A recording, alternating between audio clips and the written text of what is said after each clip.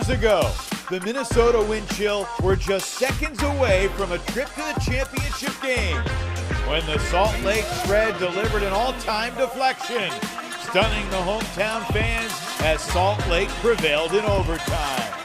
That iconic moment still feels fresh in everyone's memory, and the wind chill have been yearning for another shot against the Shred here in front of their die-hard fans in the Twin Cities. Tonight, it's the next chapter between Salt Lake and Minnesota here on Friday Night Frisbee. Next.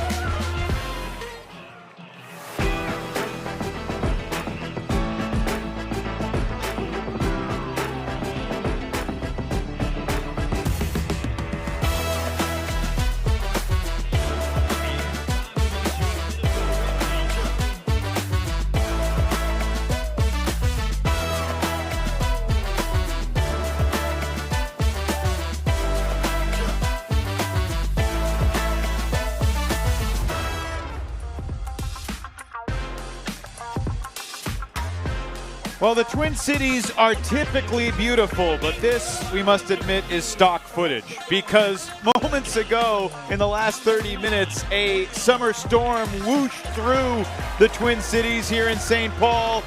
But the Salt Lake Shred and Minnesota wind chill, the show will go on, and despite the stormy conditions, there's energy and electricity here at Seafoam Stadium that's going to register on the Richter scale tonight. Evan Leffler alongside Charlie Eisenhood. The Shred won last night in Madison. Now they get the big boss in the Central Division, the undefeated Minnesota wind chill. Well, you know who else is undefeated? The Salt Lake Shred in this matchup with Minneapolis. Over 2 games, of course, getting the huge win in the playoffs in Minnesota just a couple of years ago. Now they're a little shorthanded tonight. They played last night. That's going to be their 4th game in just a few days.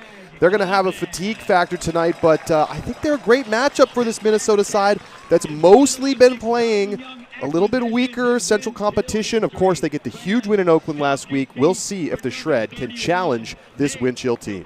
Charlie, last night, Salt Lake's offense was just scintillating throughout most of the first half, and Chad Jorgensen is the engine of their offense. We talked about him in the open last night at Bree Stevens Field, but the way he led their team doing a little bit of everything, it was really impressive to watch. Yeah, and he is just able to come underneath, find space, and send the deep shots exactly where they needed to go.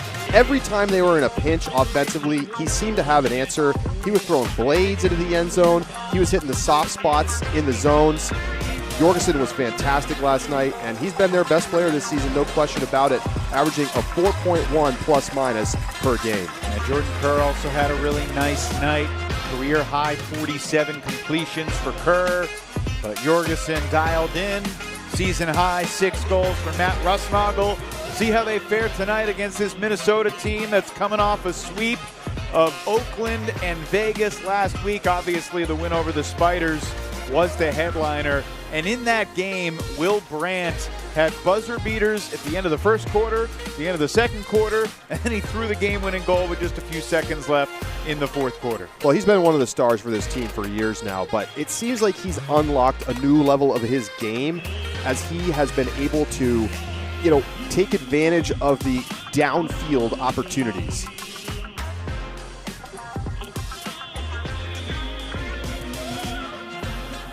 All righty, it's the wind chill and the Shred. Friday Night Frisbee coming up from Seafoam Stadium right after this.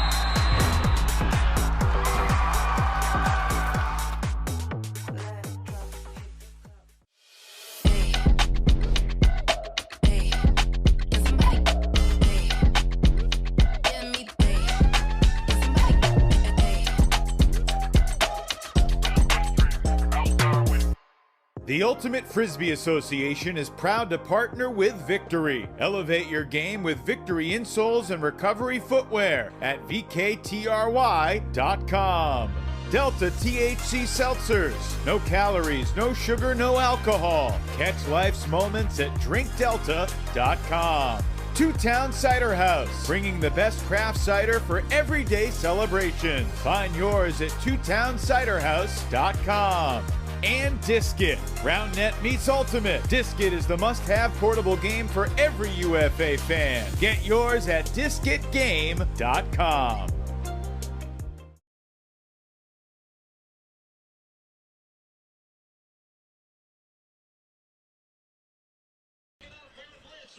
That's going to be a wild one tonight here at Seafoam Stadium. The rain is coming down. The wind is ripping the flags.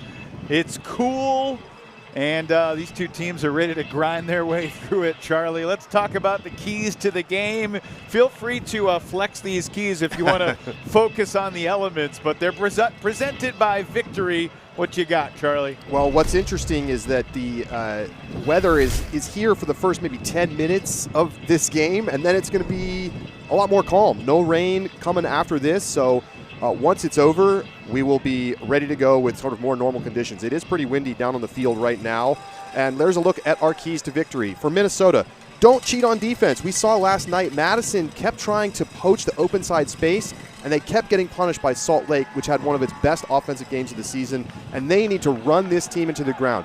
Salt Lake doesn't have as many bodies as they'd like to, playing maybe with 18 tonight, and they're coming off the back-to-back. They had to drive up, 4-hour drive here to Minneapolis. They're going to be tired.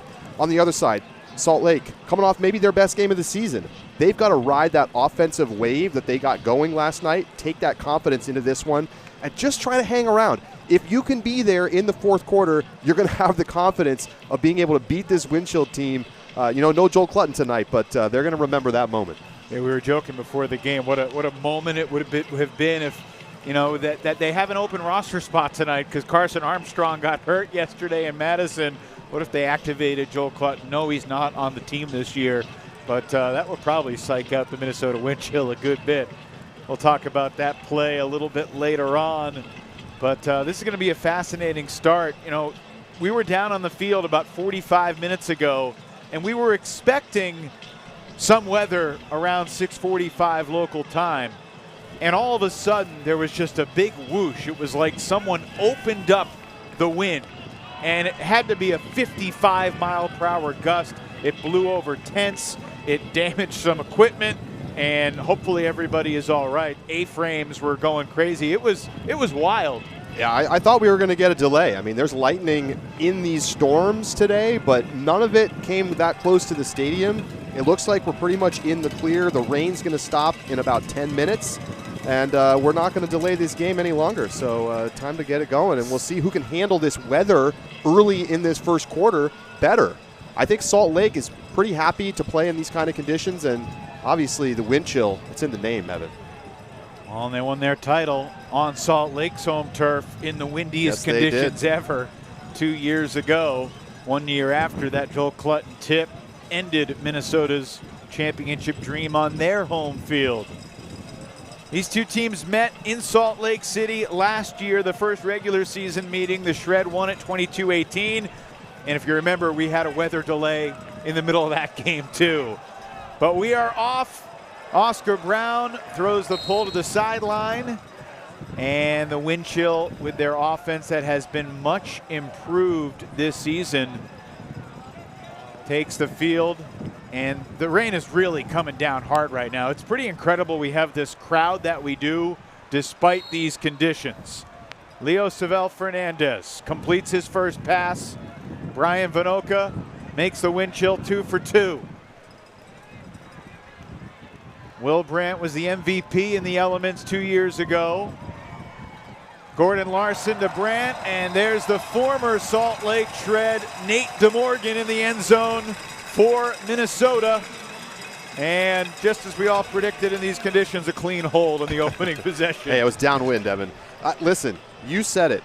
This offense is so much better than a year ago. Last year, they were 16th in the league in completion percentage. Now they're 3rd. They were 16th in hold percentage. Now they're 4th. And you can see the dynamism on display there. Getting Brant involved as one of the initiating downfield cutters opens up everything for this offense.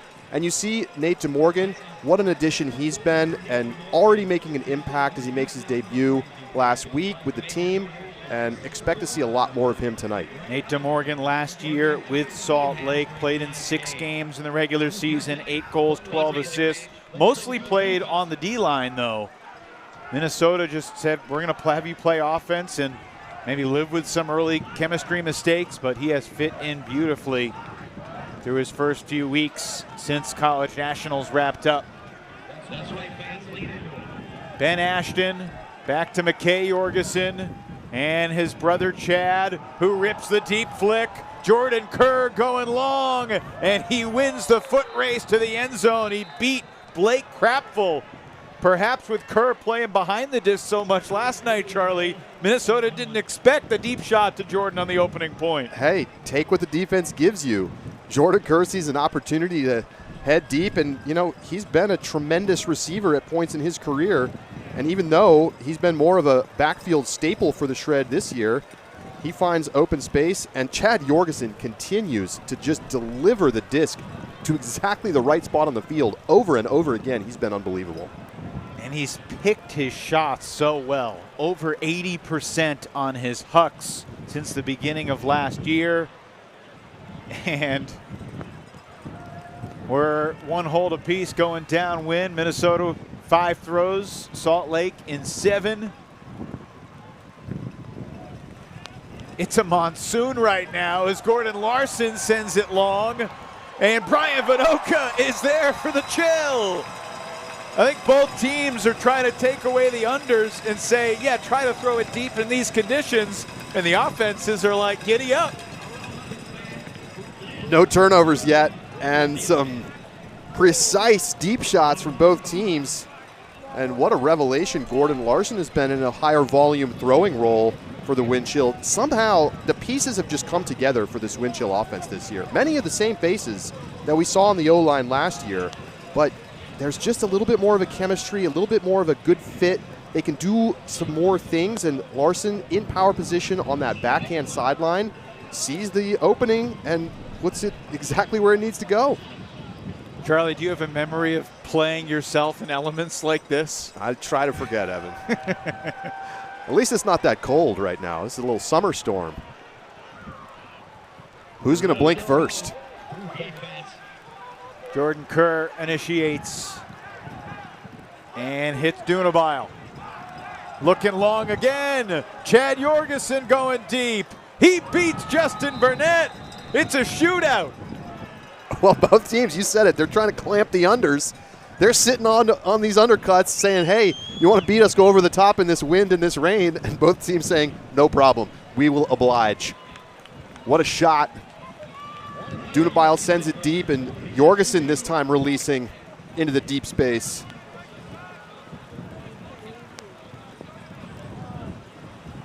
What a start to this game in pouring rain. Wild. Chad looks like he was born to play in these elements. We had a great visit with the Jorgensens, Don and Royce, parents of Luke, Chad, McKay, and 5 other Jorgensen children. These are 3 of the 8 Jorgensen kids. And their parents are here rooting them on. Enjoyed last night in Madison. Can Minnesota stay perfect? Looking long this time. It's Klain going deep, and he's got it, but he's shy of the end zone. And there's the first turnover. Oscar Brown against his longtime Utah youth buddy, Nate DeMorgan. Oscar Brown having a heck of a weekend. He played great last night. Now let's see how teams can fare going in this direction, yeah, Charlie. It's a little bit tougher. Remember, Josh Klain had 2 Callahans last week. That is inbounds barely. Klein, who's on the mark, was the first ever in the history of the league to have 2 Callahans in a single game. And nearly a Callahan for the Bidding De Morgan. I don't think either team is going to have much success going right to left right now. Noah Kuhlman off the quick flip from Will Brandt. After we had 4 goals in the first minute 50, that point took well over a minute. It was like a lifetime out there. Well, a great job by Oscar Brown to give the D-line a chance for the shred, but the wind is just tough. And there was just not much they could do to get going, because when those defenders are sitting on the unders in this direction, you just don't have the opportunity to take the top off by sending the deep shot. And so everybody's just sitting underneath, easy block, and the wind chill put it into the downwind end zone. Now, when Minnesota brought Noah Kuhlman aboard, I think oh my goodness, that pull slipped out of Cam Lacey's hand and went about 12 yards, not even 11 yards. I don't know if we have a replay of that pull. That was wild. McKay Jorgensen initiates.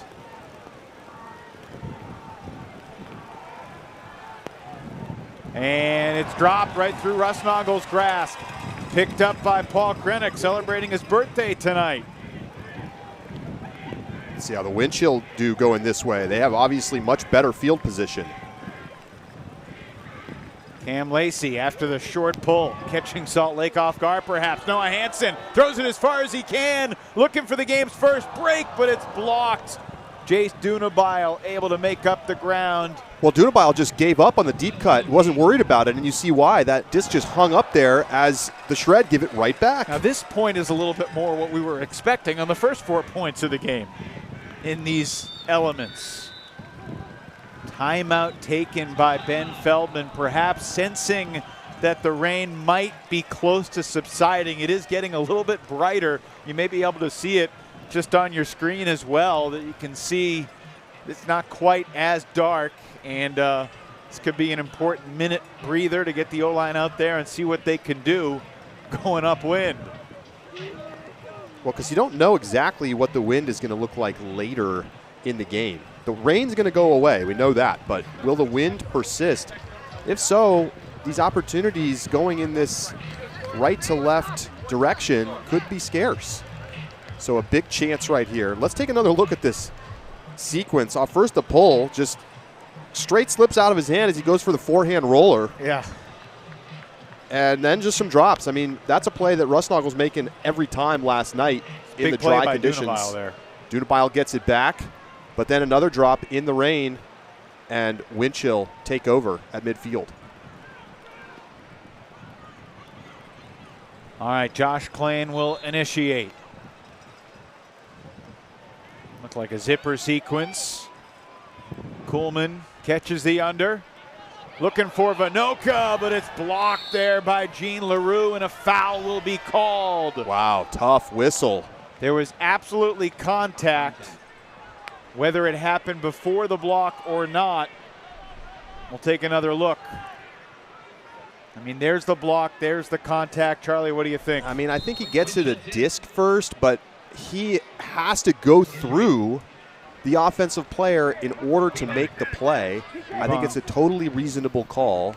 Vinoka takes a sub, and Krennic will have the disc. Checking in for Vinoka. So the chance for Minnesota to punch in this upwind break. Krennic on his 24th birthday throws it to Kuhlman. The shred defense swarming, and a whistle precedes the toss to the end zone. So Kuhlman will keep it. Fresh stall count. Clock continues to tick. Opening quarter. The precipitation is subsiding, and Minnesota breaks Salt Lake for the first time tonight. And it's not just the first break of the game. It's the first upwind score of the game. Big right there for the wind chill. And, you know, that call could have gone either way on the sideline. I think last night that probably doesn't get called a foul. But different crew tonight. and they blow the whistle. And Minnesota able to take advantage. Here it is one more time. Throw pops up, and he can't make that play clean. That's the right call by the officials. I agree with you. He gets to the disc first, but in order to make that play, he has to commit the foul. Vanuka shaken up. And then after the whistle, just a little dish into the end zone from Kuhlman, and a huge break for Minnesota. Salt Lake on offense going in this direction for the first time. Looking pretty crisp coming out of the end zone. Simon Dastrup thought about the big huck. The wind is down and the rain has nearly stopped. Still a light drizzle. And a decent wind, perhaps not as vicious as it was 5-6 minutes ago, but a factor nonetheless. Chad Jorgensen creates some space on the near side of the field. Dastrup in the Central Division last year with Chicago. McKay Jorgensen over to Ashton. And Justin Burnett gets his first block of the night.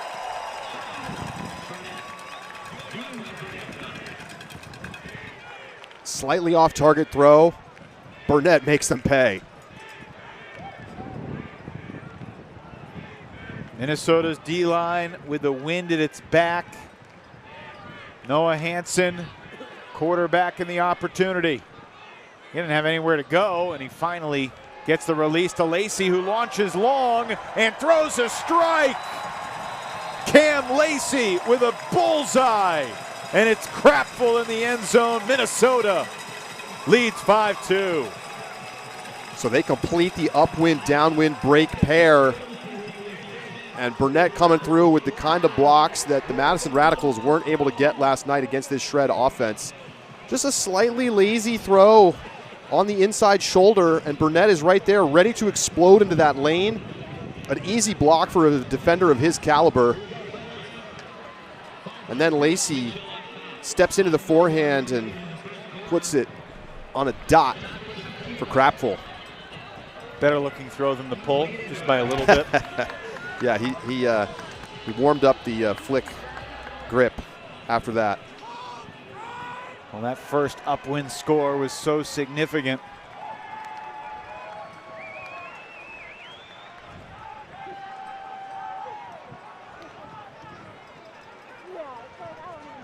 Luke Jorgensen directing traffic, middle of the field. Jared Scheinberg with the disc. And that's travel. Luke knew it as well.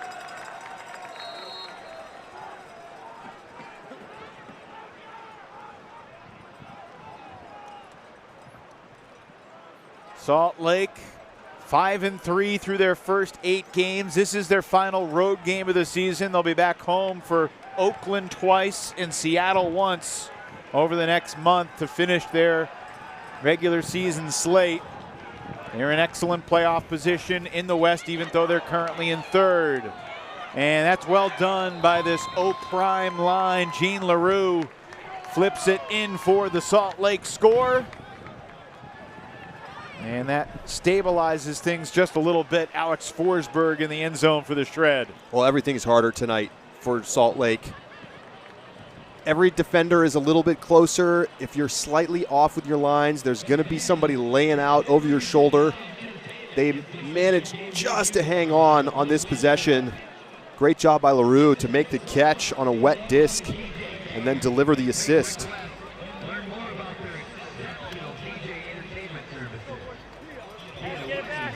So Salt Lake stabilizes. They haven't done much to take the wind chill out of what they want to do offensively yet. Minnesota in the midst of their best start in franchise history. They also started 7-0. One other time as the deep shot goes, looking for DeMorgan. He bids, but comes up short. Another full field for the Salt Lake D-line. 9 years ago, Charlie, Minnesota started 7-0. But they fell short in their first playoff game, and Salt Lake turns it right back over to the Chill. Josh Klain initiates. Back to Kuhlman. And Kuhlman to DeMorgan once again. That's the second goal of the quarter for Nate DeMorgan. Well, part of the reason I think that we've seen improvement from this Minnesota O-line is that when they do turn it over, they have some serious defenders on this O-line that are able to get it back. And just immediate pressure. There's nowhere for Salt Lake to go there. Brown throws a quick turnover. Here's the deep look to DeMorgan. But with guys like DeMorgan and Noah Kuhlman on this O-line now, they just have some real defensive firepower. Those are D-line guys playing on the offense. And so Minnesota takes it right back. Easy stuff. And we haven't even seen the Salt Lake D-line get past the 20-yard line yet in this game. Kuhlman and DeMorgan are also the two new faces on this O-line that is so vastly improved. Kuhlman in Colorado last year, of course, DeMorgan in Salt Lake. Well, when Kuhlman was announced to come to the wind chill, I think a lot of us assumed he was going to be on the D-line. I think Ben Feldman and Max Longchamp in the wind chill assumed that as well. Turns out he was a great fit on the offense, and it's nice to have great defenders on your O-line. Rusnagel with a poor throw, and it's batted down by Lacey. Well, it's danger time right now for the Shred. They got to find a way to get this one back, with Minnesota needing to go almost to full field. Minnesota's already used one timeout. It'd be early for them to be out of timeouts, but it is the first half, and they turn it back. Krennic could not complete it to the far sideline, looking for Zach Morton. Jordan Kerr to Ben Ashton.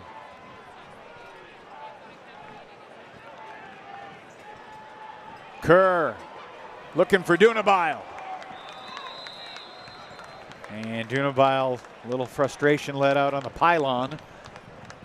Shred back within 2 with 2.5 to play in the first. Well, it's not as much fun to play offense when there's someone on your hip the whole time. And that's what the wind chill have been able to do. Obviously, just a poor throw there from Rusnagel. And I don't think they really want him taking those shots. That's not the Shred system. I mean, you want to have him empowered to take a power position huck if it's there, but that's the same 30-second huck up the line. I don't think that's the look. But the Shred able to get it back. And neither team has really been able to get much offense going unless they have the disc near midfield going in that upwind direction. You can tell the wind has subsided a little bit, and the sun has come back out through the clouds here in St. Paul, Minnesota. Nate DeMorgan, the lefty backhand huck. It's a beauty. Greg Cousins on the goal line, resets for Brandt, and double team. It's a foul on Salt Lake. Alex Forsberg is trying to ask, is the foul on me or was it on Kimball Pugh? I'm not sure he got an answer. Will Brandt looking for his third assist, and he gets it quickly. In the end zone, I believe that's Micah Davis. Made his UFA debut last Saturday at Vegas. Davis, a star at the University of Pittsburgh and a former USA U20 national team teammates with guys like Oscar Brown, Nate DeMorgan, Thomas Shope, Boston's Rowan Dunkerley, Indianapolis' Elliott Hawkins. They had some talent on that USA U20 team a couple years ago. No kidding. And, you know, the youth and the skill of the youth on really both of these teams, but especially Minnesota, huge impact. I mean, every year when the college season ends and this wind chill team gets to add its college players back, they level up. And we're already seeing that. DeMorgan with the beautiful backhand to open up that score.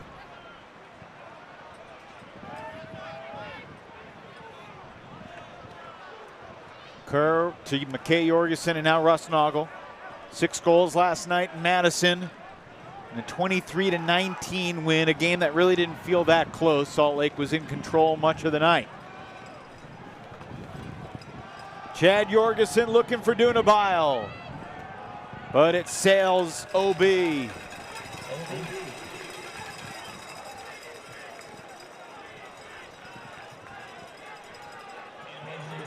It's been tough sledding for the Salt Lake offense. And this is such a huge sequence because the second quarter will begin with Salt Lake receiving going downwind.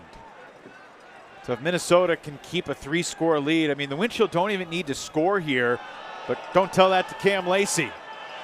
Moon ball looking for Blake Krapfel, and he skies over Chad Jorgensen. He put him on a poster. Good field position now, and Krennic flips it for Krapfel, who pays it off. And the Winchell are doubling up. The kids from Utah here in the first. Blake Krapfel just rocked Chad Jorgensen's world on this one. I mean, this is an absolute trust ball going up, and Krapfel makes an incredible play. Up and over the top. And then he gets right back to work, dishes it off straight into the end zone. And that is a huge score for Minnesota with just over 30 seconds left here in the first quarter. And they're going to have a chance here if they can really clamp down, try to force a quick turnover from Salt Lake. They could go up 5 going into the second quarter. Let's go, G, get another one. Yeah, T, yeah, T. Salt Lake was always going to be at a deficit tonight, playing on a back-to-back, but this Winchell team is taking it to them. Well, the biggest disaster here for the Shred would be to turn it and then let Minnesota pounce. LaRue low throw and that's Salt Lake's Ben Hoffman unable to dig it out. Minnesota trying to counter quickly. And with 9 seconds left, the Winchell score again. What a sequence. Max Hanscom makes it 9-4 Winchell. This has been an avalanche. We talked to Salt Lake head coach Bryce Merrill before the game, and he said this Minnesota team is one of the few teams in the league that we can't just out-muscle. We're going to have to come up with some tactical things to try to take them out of what they want to do. And so far, we're seeing that it's the Winchell that are clearly out-muscling the Shred. I mean, they're winning the energy battle. They're winning the jump balls. They're winning the little things. And they have a huge lead here in the first. Great situational awareness there from Noah Hansen, picking it up quickly, looking to Hanscom in transition. 2 seconds, Chad Jorgensen gets it off. This is good if it goes. And at the buzzer, it's Brian Vinoka. Mr. Everything for Minnesota. Dream start for Minnesota. Aside from a thunderstorm that may have sent some fans back home, you're absolutely right. It was 2-2 that Minnesota held and broke to go up 4-2, and they converted the ensuing downwind, and we're up 5-2. And here at the buzzer, they deny Salt Lake. Bevon getting it done. Chill by 5 after 1 here in St. Paul.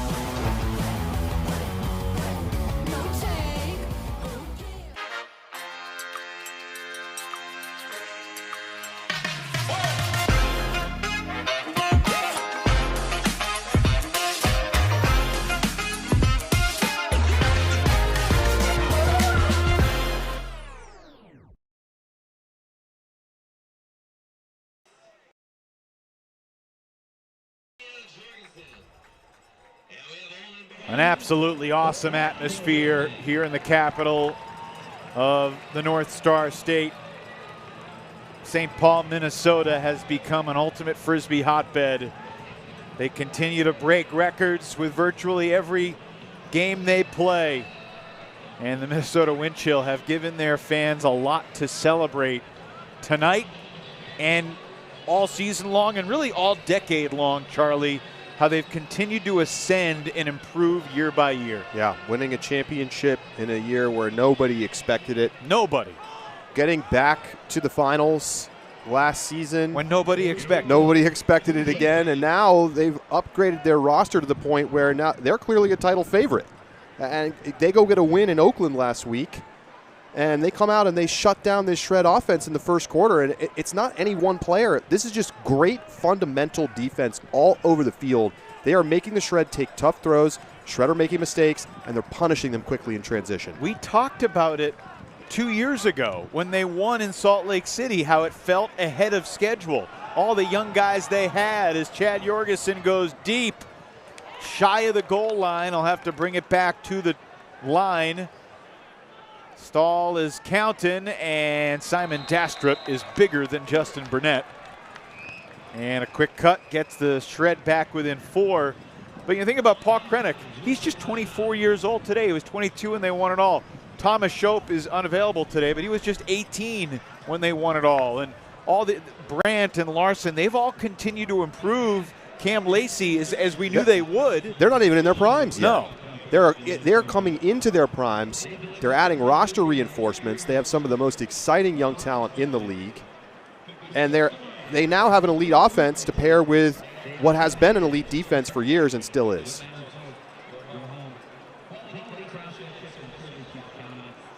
We haven't even talked about the Soufflos. 2 more tremendous young players. No doubt. Owen, 22. Kyle, 22. The twin brothers who go to school in St. Paul at Macalester College.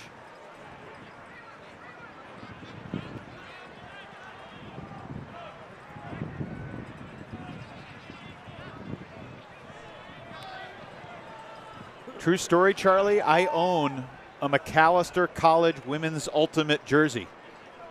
Did you trade for it, or did you? My sister played for the Purse Snatchers. There you go. That's it. The Purse Snatchers. I like that. I'm not sure I would have been able to recall that, although now that you say it, I know it. Former St. Olaf Berserker going deep. Will Brandt runs out of room near the sideline, and Alex Forsberg wants credit for the block, and he'll get it. Can Salt Lake create something going in this direction? Hasn't really happened yet, and Luke Jorgensen with an athletic maneuver to save himself a drop. Jamming it up the sideline further to Tony Mounga. They need to move the ball across the field, and finally they get it over there. Kimball Pugh back in the hands of Oscar Brown. And now we get a Bryce Merrill timeout. 9:45 to play in this second quarter. The Shred looking for a counter punch here with their O-line coming back on. Week 9 here in the Ultimate Frisbee Association. 13 weeks is the regular season. Ben Feldman addresses his team. Tomorrow night, game of the week exclusively on WatchUFA.tv. A matchup we've never seen before. The Toronto Rush at the Seattle Cascades. Seattle coming off a 1-goal win over Salt Lake last Saturday. Toronto coming off a 22-goal win over the Pittsburgh Thunderbirds in another interdivisional game. And then next Friday night, it'll be Ian Toner and Chuck Kindred on the call for Friday Night Frisbee. West Division battle. The Oakland Spiders looking to bounce back from their loss to these Minnesota Wind Chill. And the game of the week follows the Spiders to Salt Lake City for the first of 2 trips the Spiders will make to Zions Bank Stadium as the season comes to its conclusion. And travel, easy call there for the officials. This is already the best break chance that this Salt Lake Shred have had tonight. Chance number 3. They were across the 20. Well, now they're back in their own end zone.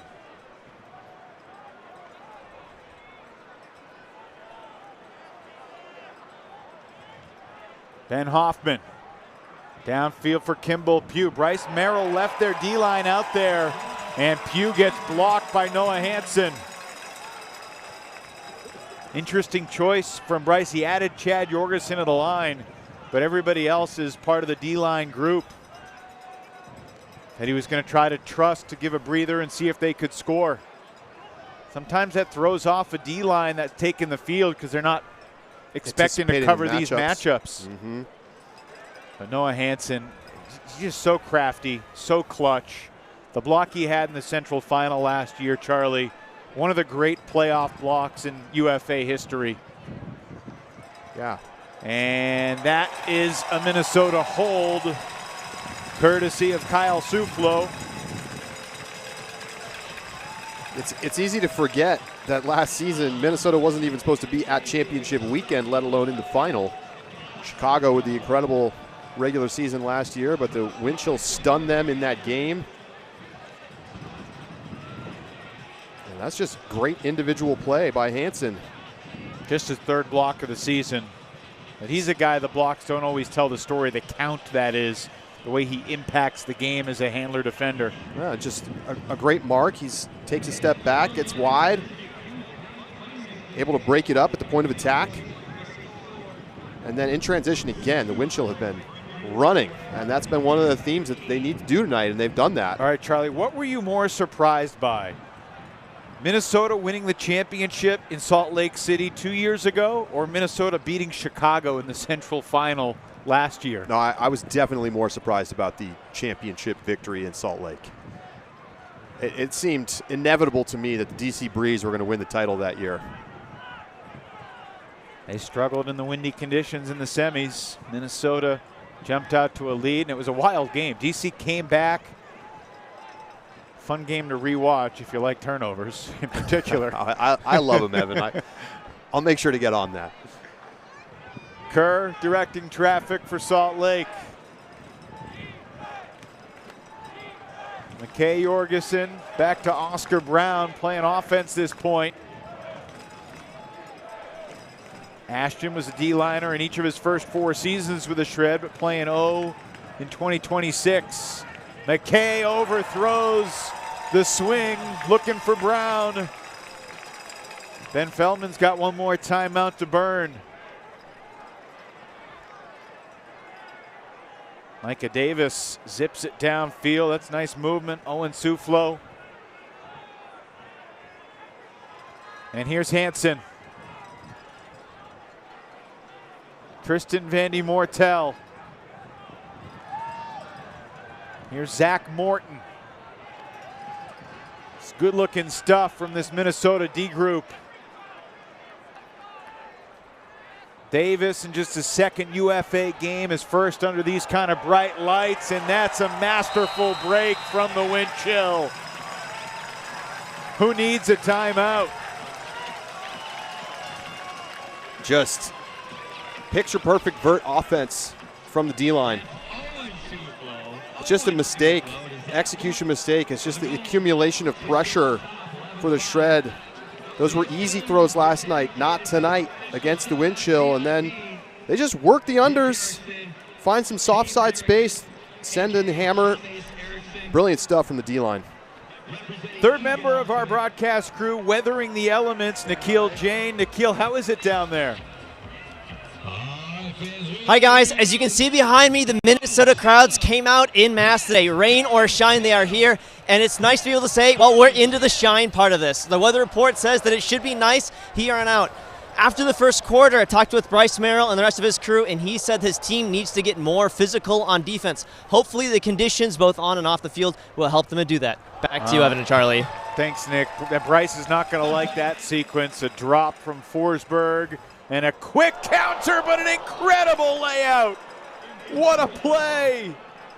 Kimball Pugh defying gravity and giving up his body to the turf.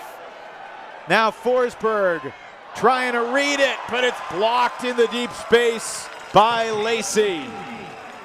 Lacey having a game. Tricky floating throw to the sideline, not gonna work. We do have a call though, and it's gonna be on the throw. So it's gonna go back to Lacey 10 yards further forward from where he threw it. They're not gonna call the foul on the reception. Shallow! Shallow! Shallow!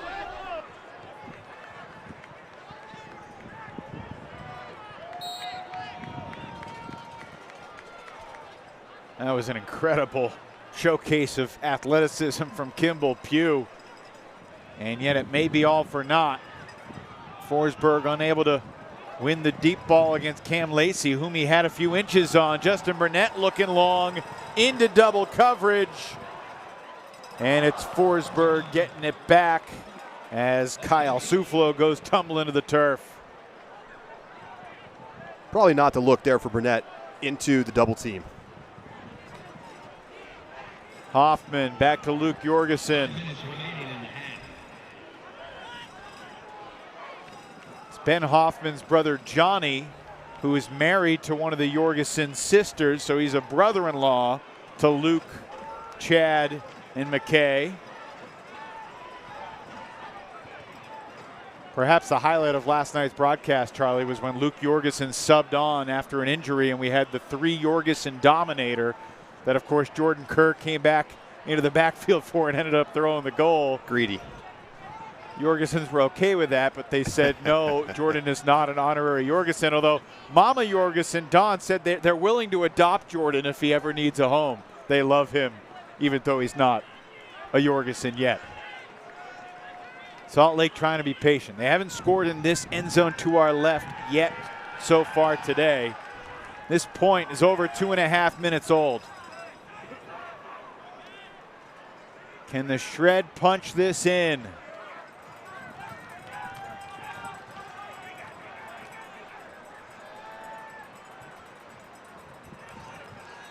Hoffman squeezes it through. Not sure if Forsberg was expecting it, but he's able to reel it in. And there's contact. They're going to call a pick, I believe, as Luke Jorgensen ran his defender basically through Alex Forsberg, who had the disc. It's been a tough whistle tonight for Salt Lake. Yeah, you don't see that called that often. Oh, floater swing. Oh, but Hoffman able to sky for it, and he lands in the end zone. Kyle Suflo was hunting, but Ben Hoffman elevates for the Salt Lake score. I can't believe Kyle Suflo didn't get that block. Let's take a look at this whole point. This was a long point. Here comes the drop, Kimball Pugh. and then this Kimball Pugh layout. This is just insane. I mean, can you believe this play? CZ has a chance, leaves his feet early, and an absolute max extension. Then just good fundamental defense on the other side from Lacey. A turnover on the sideline is nullified by the whistle with a foul on the throw. But the shot from Burnett into double coverage doesn't work out, and the Shred are able to grit out a score into this upwind end zone for the first time tonight. By that much. How did he make the play? Hoffman over Suflo. Wow. All right, the wind is still a factor, not nearly as big of a factor as it was before. Nate DeMorgan throwing into the teeth of the wind. Will Brandt, the new deep cutter here in Minnesota. He's a tough guy to stop in the deep space. Resets to Larson. And the throw looking for Brandt, blocked on the goal line. Excellent defensive recovery there by Simon Dastrup.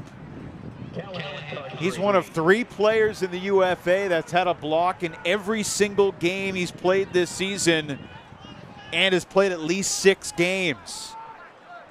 It's Simon Dastrup and 2 Flyers, Cooper Williams and Drew Swanson, the only guys that have played at least 6 games and have had a block every single one. Dastrup keeps that streak going. That's a massive block for the Salt Lake Shred with just over 2 minutes to go here in the first half. Yeah, they could change the complexion of this game dramatically. show that they can go up and down in both directions. That's a killer drop. Tony Mounga, usually very reliable. I think the throw surprised him a little high and inside and didn't really adjust to it well. Another drop for the Shred. Now Micah Davis ready to launch, looking for DeMorgan. Oscar Brown there defensively, shoulder to shoulder. DeMorgan makes the play. And you're seeing why Nate DeMorgan was named one of the top offensive players in the college division, one of the top players, period, playing for Carleton College. And this is just beautiful stuff from DeMorgan. As first we see this block, just a little bit too flat of a throw there from Larson. Great job to recover, but then Mounga can't adjust to the throw, slightly behind him. And DeMorgan just, this is perfect boxing out. Goes up, two-hand jam. Well, that was Davis to DeMorgan, two players that were recently named Ulti-World All-Americans. DeMorgan first team, Davis second team. Both had The rich tremendous getting college richer. national championship showings. This has turned into a beautiful night all of a sudden. Blue skies overhead. Summer evening here in the Twin Cities.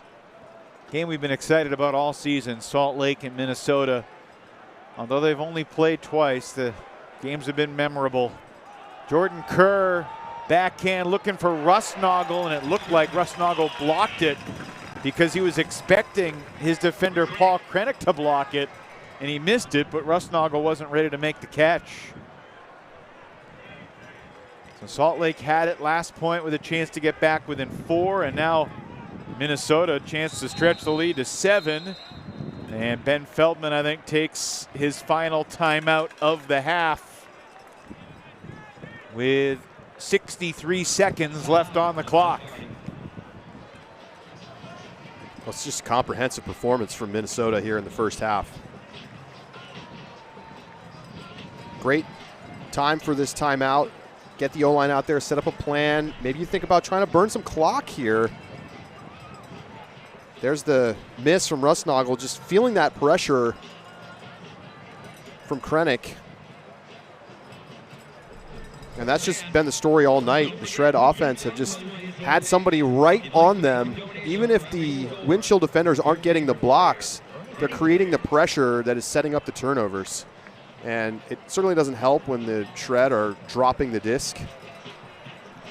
Curious if that's going to be scored a drop or a block.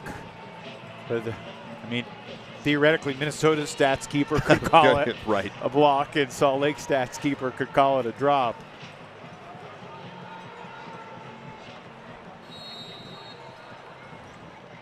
Off overlooked on this O-line. Leo Savell Fernandez initiates out of the timeout. He's a D3 star at Middlebury. The kings and queens of D3 Ultimate right now.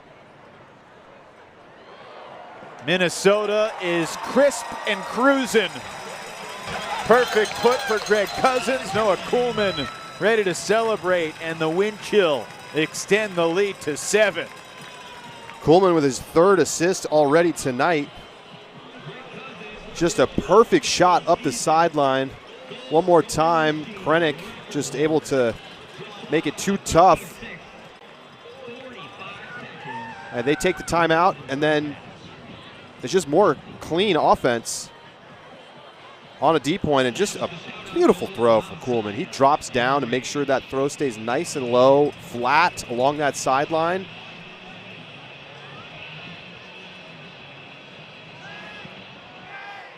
And the Salt Lake Shred just don't have the legs right now to hang with this wind chill team.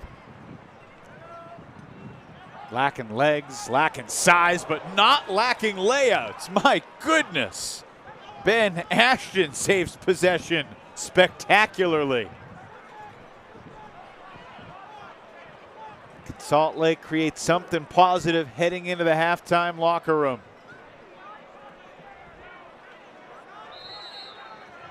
It's a pick downfield. It's going to stop the rhythm and force Chad Jorgensen to backpedal. In fact, he's going to give the disc off to his brother McKay. Let's go, team. Come on, fans. Get this defense fired up. I feel like Salt Lake has had some moments in this half. Chad Jorgensen's had some nice throws. There's certainly been some athletic maneuvers, but just too many hiccups and too much Minnesota.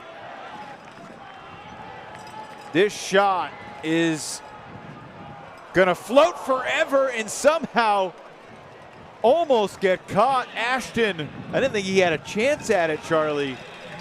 Got a fingertip on it. I think he'll probably think he should have caught this. Full extension, and he gets that full left hand on the disc, but can't squeeze it.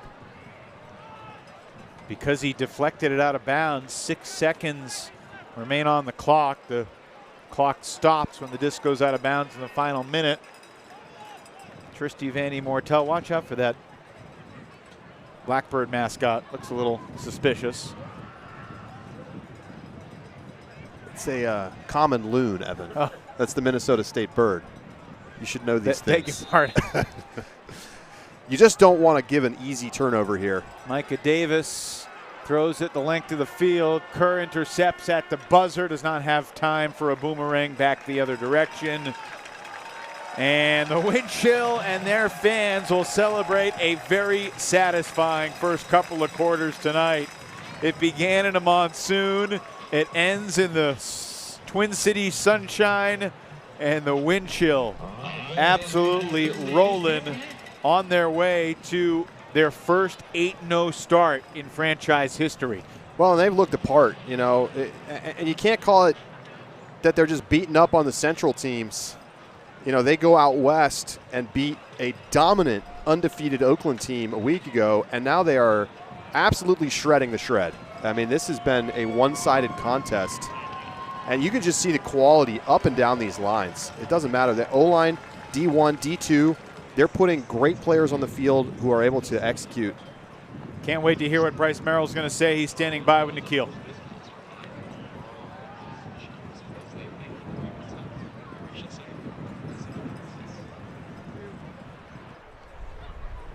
I'm here with Coach Bryce Merrill, and Bryce, we've had a big change, not just in terms of the elements, but also between quarters, first and second. How do you feel like your team's adjusted so far? You know, there's a couple of details. I really like what I'm seeing. I like the way that we're forcing out of the middle of the field defensively. I think that's what we're looking for. Offensively, I think same thing. When we keep the ball moving and we're able to use the full 53, I think we play it well. So a couple of details that are going well. Obviously, when you're down 6 or 5, 7, I don't know the score, but when you're down a few, obviously there's some big things not going well, but dialed in on those details. I think we're playing it nice, and we're trying to stick to that game plan, see if we can find some consistency in it. At the end of the first, you told your team that you wanted them to be more physical on defense. Do you feel like you've been able to see that after that first quarter break? I'm getting confusing feedback on what's going to be allowed and not allowed. We've had a couple of really nice Ds. We got called through on a follow-through, and, you know, it's frustrating when I feel like we can't get the results that we want. But obviously, again, we're down 6, we're down 7, and so I think we're going to keep trying to play physical, clean, and safe, but physical and win some of those body matchups and see if we can turn the tide in our favors, win the line of scrimmage, so to speak. Sure. Last question, Coach. Going into the second half of this game, do you think there's going to be any changes, maybe more deep shots, perhaps? No, we've got our game plan that I think we want to stick to. I look at, we've had a couple of drops, obviously, a signature Burnett bid through bait. And so, avoid a couple of those things. I don't think the game plan is wrong. I think our guys are finding a lot of success with it. They're playing well. We're taking some of the cross-field hucks that I think we've done well with. It's a matter of finding consistency. And for that D-line, a couple of really nice points where we were able to move 40, 50, 60 yards a couple of times, just can't punch one in. And so they're the guys to get it done. I've got full confidence, especially in that D-line offense, that they're going to be able to deliver a couple of breaks in the second half and see if we can find a spark of momentum. All right, well, I've got a lot of confidence too. Thank you, Coach. There you go. Thanks, y'all. Evan and Charlie, we'll send it back to you.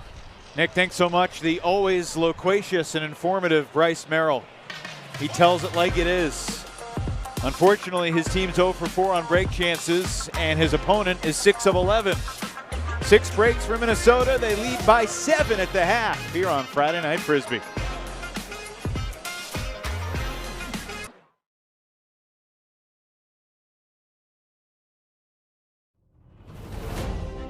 Boston has its glory.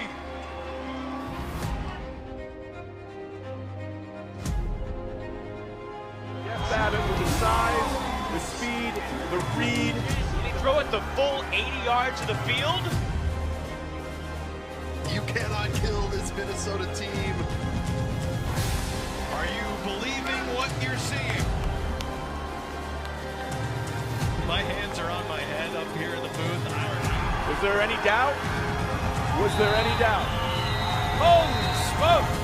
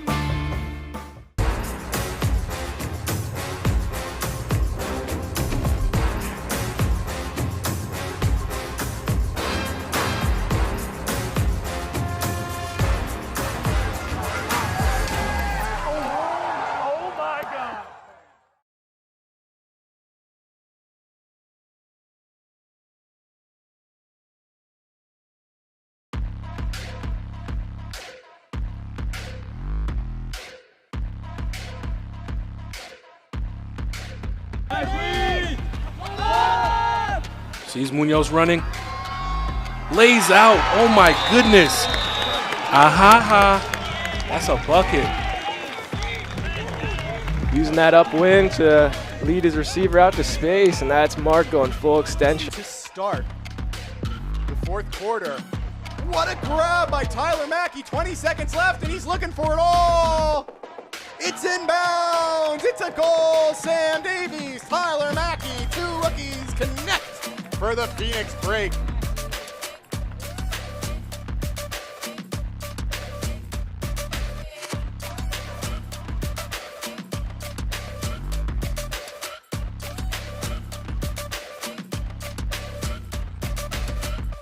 DeMorgan on the doorstep. Cross field. A layup catch by Greg Cousins. Are you kidding me? DeMorgan made him work for it, but Cousins capable. 50 assists, 4 blocks in 14 games. As coming down with it, Matt LeBar. He made Sports Center's, Matt, that's Desmarais, not LeBar. Desmarais probably could have made Sports Center's top 10 last week. He does it again. They might put that in the same spot.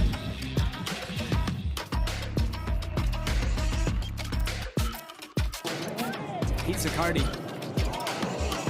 playing in the area, nearly had yet another block, and here's Reprimand. Reprimand denied by Nathan Scher, and the time will expire. With his back to Reprimand, dives out full extension, and with two hands sends that disc steaming into the ground. Unbelievable display of anticipation.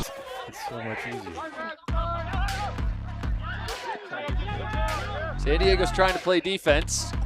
What a snag there from Ferris. Gets up and rips it right away to Piper. Holy smokes! That's what the crowd wants to see. Seth Ferris delivers. Looked like it was just going to be a turf. And Seth goes full board directly at it. Head-on collision, makes the catch, rolls up, and then just strokes a pretty huck. And now you have a chance to go up 2 breaks. And immediately shooting it deep to DeCrana. It's a foot race. DeCrana just shy of the end zone. Edmonds to DeCrana, and then jumping in for the score is Peter Burke. Fred Farah and Orang able to start at that point where we're waiting for the disc to get whistled in. It's almost like they're kind of playing. Boston just carving up the middle of the field, and DeCrana, holy cow. Full extension, I mean, that was incredible. Flying across, he's like 2 feet up the ground for what seems like 4 or 5 feet. Yet again, and through 2 defenders, makes the grab. He's looking for another goal. If he towed the line, he's in, and the official says he's good. 7 goals, 5 assists. Of course he got it. I mean, of course it's foolish and bounce. I mean, why would you think otherwise? I mean, that's Leo Gordon launches the pull. Josh Klain. Back to Larson. Minnesota would love to take the final shot if they can, but most importantly, they want to score. Will Brandt with 10 seconds. Shoots the backhand. Paul Krennic has it, and Minnesota leads with 4.6 to go. Brilliantly played offense from the wind chill here in the clutch.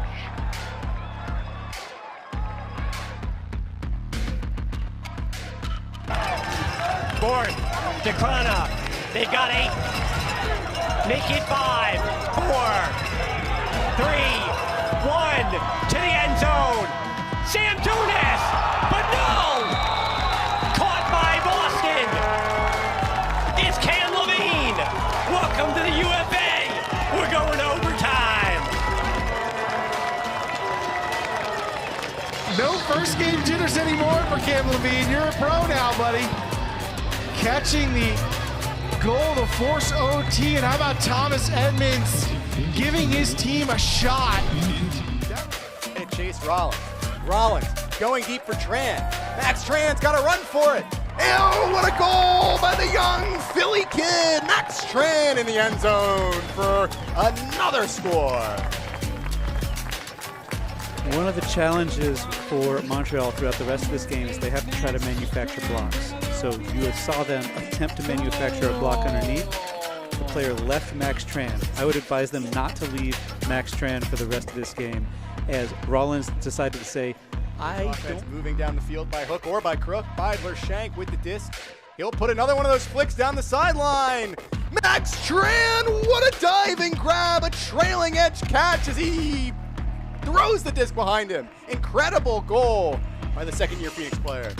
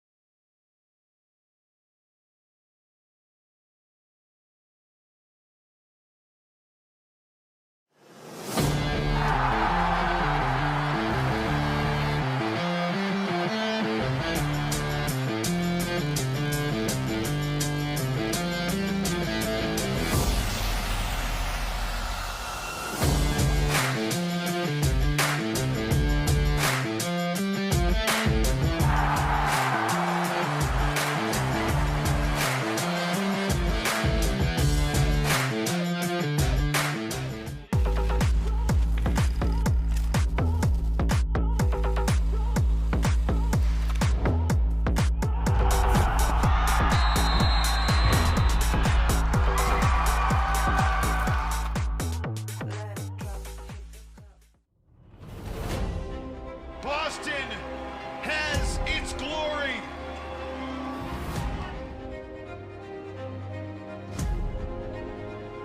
Jeff Babbitt with the size, the speed, the read. Did he throw it the full 80 yards of the field? You cannot kill this Minnesota team. Are you believing what you're seeing? My hands are on my head up here in the booth. Was there any doubt? Was there any doubt? Holy smoke!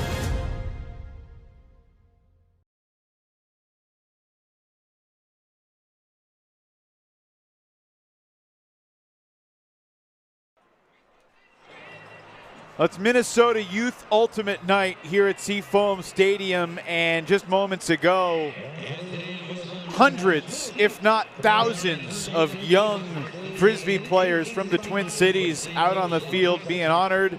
You saw some of these kids at HSNI, the High School National Invite, Charlie, last weekend out in Oregon. Congratulations to Washburn in the girls division, winning the championship over the powerhouse South Eugene program out of Oregon. And on South Eugene's home turf as well. Right, that's right, in Oregon. And many other great showings. Edina boys making it to the semifinals yet again. They're a staple program, and this has got to be the best state right now in the country for high school ultimate and the development of youth ultimate. It's so impressive, and I think it's a big part of why the wind chill have been so successful. Well, let's get the perspective from the guy that's helped to create this wind chill vibe here at Seafoam, Ben Feldman, the coach, standing by with Nikhil. I'm here with Coach Feldman and what has turned out to be a beautiful evening for Frisbee. Up 13-6 at the half. How do you feel like your team has done in the first and second quarters with those nasty conditions? Yeah, it was an interesting start to the game. It's happened before, but I'm glad no one got hurt. We had some crazy wind pregame. All the fans still showed up here. And just excited to start on time and be able to put on a good show for the fans. So the first couple minutes and points were a little bit tough. We kept it level and separated like I knew we could there in the late first quarter and second. So got to keep it up. Want to keep working here. It's a good team. We got to try to win the third quarter. It starts with that.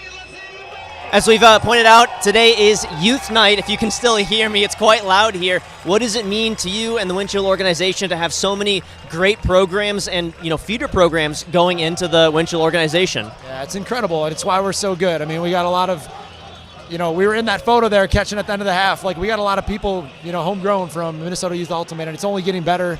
Ridiculous amount of talent, and just thankful for all the people who volunteer their time and efforts to create such great youth players in Minnesota. So excited for what the future holds. Right. Well, last question. Moving into the second half, do you feel like you've been telling your team to change anything up, or is it going to be the same old game plan? Yeah, I got to keep the pedal down. It's tough to win all 4 quarters in the UFA. Had a little halftime longer, 15 minutes. We got to come out firing right away, and that's the big focus. Win the third quarter, and it starts right now. All right. Well, good luck, Coach, and we'll send it back to you guys. Thanks, Nikhil. Certainly Bryce Merrill and Ben Feldman are two of the more articulate, thoughtful coaches in the league. Appreciate Feldman giving us a couple of minutes there. And he has been the architect of this scene and this team. And only 8 turnovers in those conditions in the first half is pretty darn impressive. Yeah, and you look at the D-line conversion numbers. I mean, you mentioned them as we're going to break. 6 for 11 for Minnesota and just 0 for 4 for Salt Lake. It really was a one-sided half. Really impressive stuff from the Wind Chill.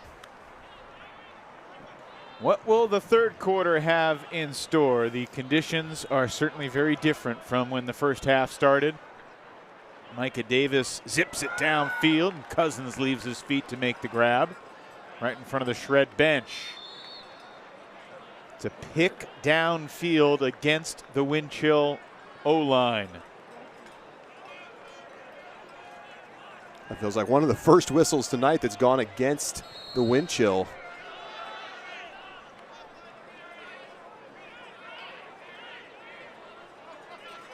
After tonight, Minnesota still has 3 home games left. Chicago, Boston, and Madison still come here. Of course, Boston, the team that beat Minnesota in the championship last August in Madison. It's going to be a heck of a game on Saturday, July 11th.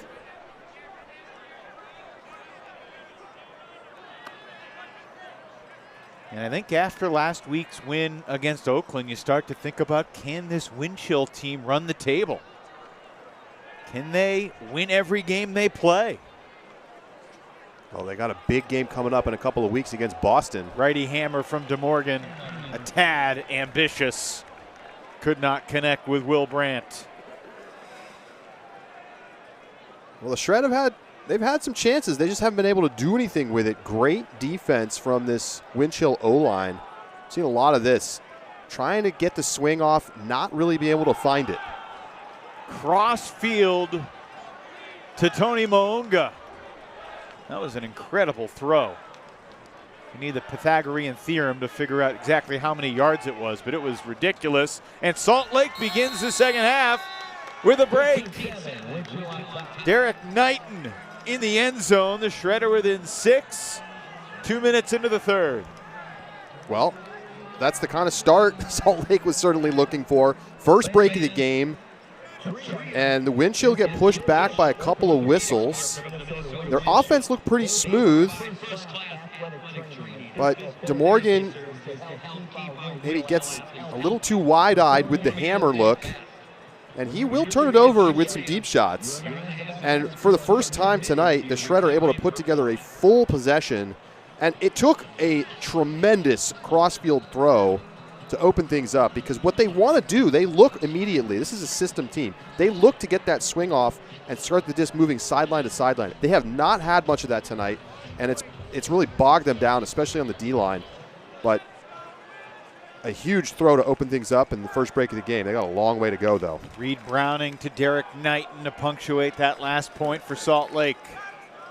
And this is a Minnesota D-line. Here's Lucas Ambrose. What a player he's been since he joined the league. He's got more blocks than anybody since he became an LA Aviator for the first time at 23. And Noah Kuhlman with a throwing miscue. A chance for Salt Lake to carve further into the deficit. Hoffman in the middle. Bryce Merrill, is he thinking about a timeout? Oscar Brown has the disc. Downfield, it's Gene LaRue. A guy that Merrill usually trusts. High stall. Did he get the timeout? Yes, he did. A heck of an athletic play, and Paul Krennic's like, come on, it's my birthday. Do you realize it's my birthday? No, Bryce, I could see him calling timeout around stall 5.5. Yeah, that's just great coaching. I was just getting ready to say it's maybe a little early to call a timeout, but when you have this opportunity to kind of get back into the game, and clearly there's a turnover about to happen when they don't get the reset right there, you see him calling that tee, and that's a huge moment there for Merrill.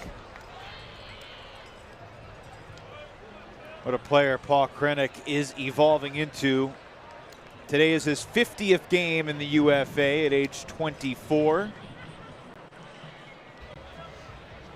Out of the University of Minnesota, member of the U24 USA mixed national team 3 years ago. Such a versatile player for them. You know, he can play O-line, he can play D-line. Yeah. He's going to be one of the first players to cross over in tight spots in the playoffs. His performance here in the first round of the Central Playoffs last year, totally shutting down Madison's leading goal scorer, Anthony Gutowski. It was just like a clinic of how to shut down a great cutter. And he didn't get a ton of blocks. He didn't really show up on the stat sheet, but it was a masterclass. Yeah, and then he drives the offense after the turn. Salt Lake, can they get back-to-back breaks to start this third quarter? One thing about the wind chill, they have been a team, and Feldman alluded to it, that has had lulls in stretches this season. And here come the shred. Jordan Kerr to Oscar Brown. It's a 5-goal game. Well, lulls got to stop here. And, you know, you heard Ben Feldman talking about it in the interview at halftime. We got to put together 4 quarters. We got to come out here and win the third quarter. And they're off to a rough start here, giving up back-to-back breaks. Just a miscue from Kuhlman. And more patience. Yeah. We saw a lot of this last night from Salt Lake. They were willing to just wait and find the open hands. That hasn't been the case as much tonight. They've taken some speculative throws. But here, throwing the pump fakes, opening up the lanes. First half of the season, Charlie, we're talking about what's plaguing Salt Lake. We saw they lost Will Selfridge, they lost Braden Eberhardt, they lost Sean Knoll, other guys are stepping into different phases of their lives. We didn't mention Oscar Brown. We should have. He has been a difference maker on both sides of the disc, making his debut last night in Madison, carrying it over to tonight here in St. Paul.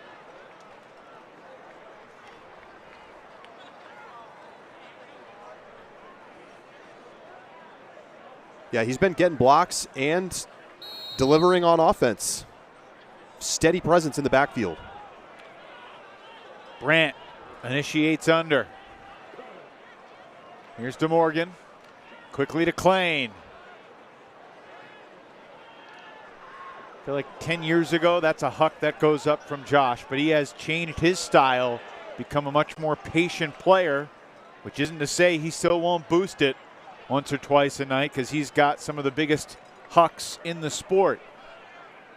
Cross-field shot. Nice job changing the point of attack there by Minnesota. Klain back to DeMorgan. Quick shift for Larson, and now Brandt 10 yards away. Larson, 5 out. into the end zone for the wind chill. Their first goal here in the third belongs to Noah Kuhlman. Got the stabilizing score. That's what you're looking for from your O-line. Short memory, go back out and do your job.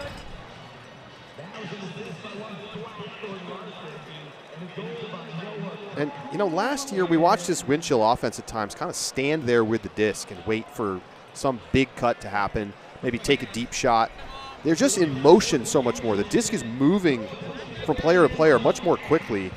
Kuhlman, what an addition he has been. Look at the stats from tonight. Coming up on 100 yards of offense. Second goal to go along with 3 assists.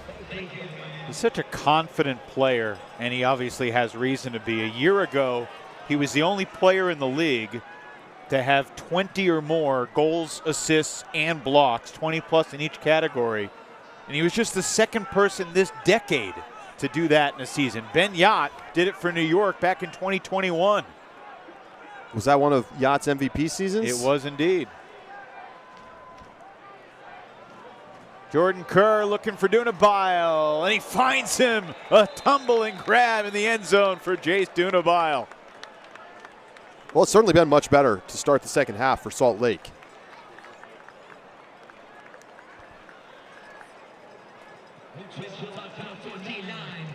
Dunabile's a guy that we probably don't talk about enough either. He is really steady and explosive.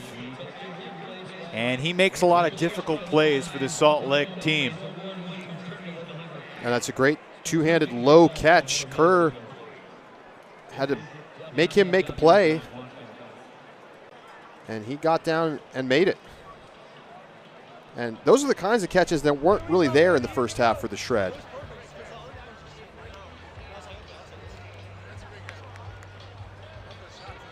Five-goal game midway through this third quarter.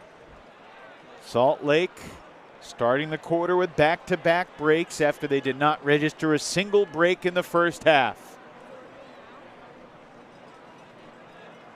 Today, the 65th game in Salt Lake Shred history. They are an incredible 51-13 overall, Charlie. 47-9 all-time in the regular season. And they're currently in the midst of the worst season in the history of the franchise that dates back to 2022. And yet they still are mighty pesky. Deep shot from Davis, finding Savell Fernandez. Hadn't taken Micah Davis long to get comfortable. I was just getting ready to say the same thing. I mean, he hasn't been practicing with his team. He doesn't live in Minnesota. And then he just shows up and looks like he's been on this line for years. I mean, he is so comfortable in the backfield.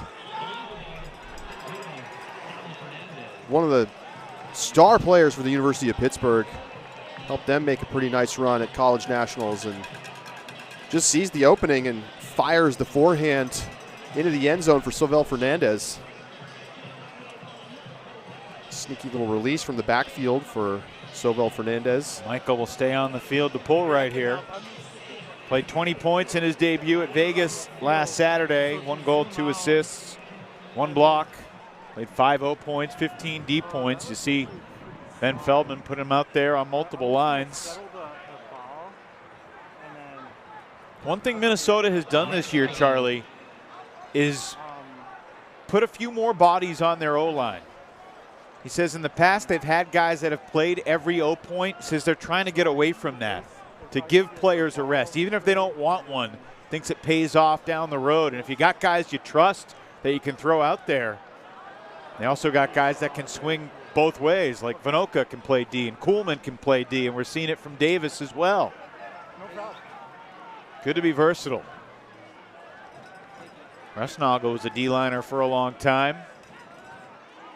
Well, it just goes to show you the influx of talent in the offseason has paid off huge for Minnesota because they have the flexibility to do that now. Here's Kerr. Over the course of Jordan's career, he's averaged about 23 completions per game. More than double that yesterday, 47. Rusnago makes the adjustment, and the clap catch in the back corner of the end zone for the guy they call Snog. Making some friends here in the Twin Cities. Yeah, McKay Jorgensen probably wants his throwback. He goes with the backhand there and just pops it up a little bit, gets the nose up, but quick adjustment from Rusnagel. Shining the dome a little bit. Looking good. Kids like what they see at the back of the end zone.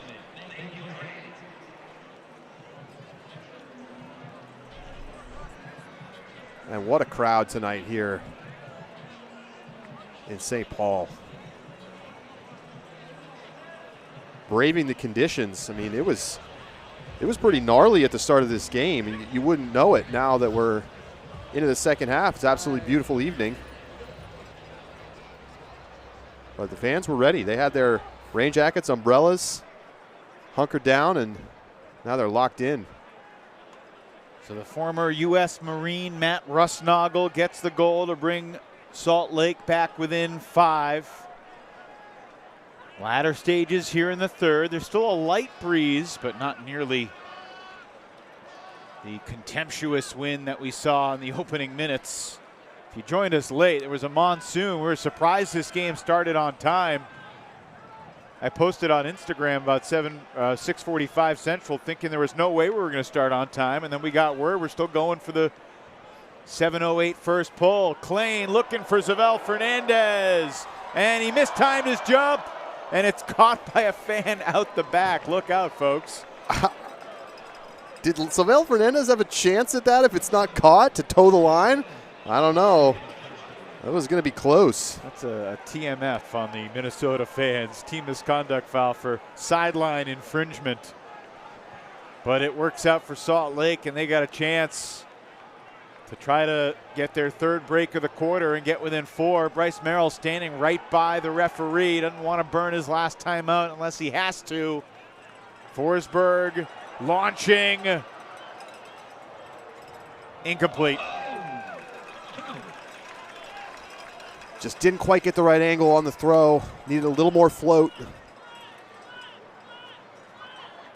Nice try from Froebe, but he couldn't get there. And now Cousins, through a couple defenders, finds DeMorgan. Awkwardly Clapp catches it shy of the goal line and then turns it into an S-cut. Throwing Brandt to the open space. Minnesota converts. You understand Salt Lake wanted to preserve the last time out. They're going to need a lot of breaks to get back in this thing.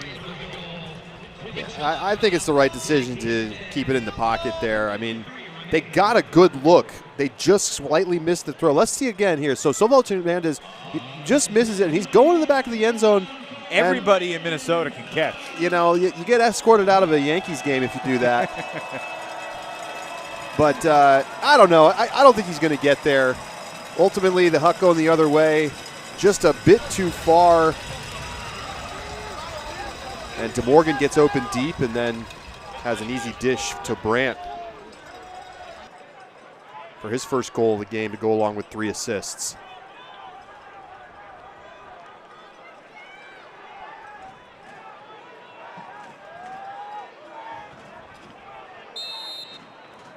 Bump on Ambrose. Yeah, that's a big hold there for Minnesota.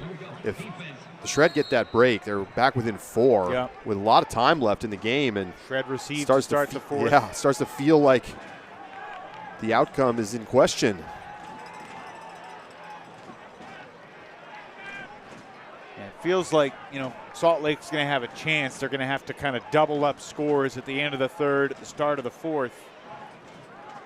And there's a chance for a 2-point swing, whether it's a 6 to a 4-point game, or if they could, get it down to 4 or 5 and have a chance to get it to 3. But that's not going to help the Shred cause. Pass looking for Kerr, incomplete. Here comes Krennic and the wind chill. Owen Suflo shoots it. Blake Cropful comes up empty.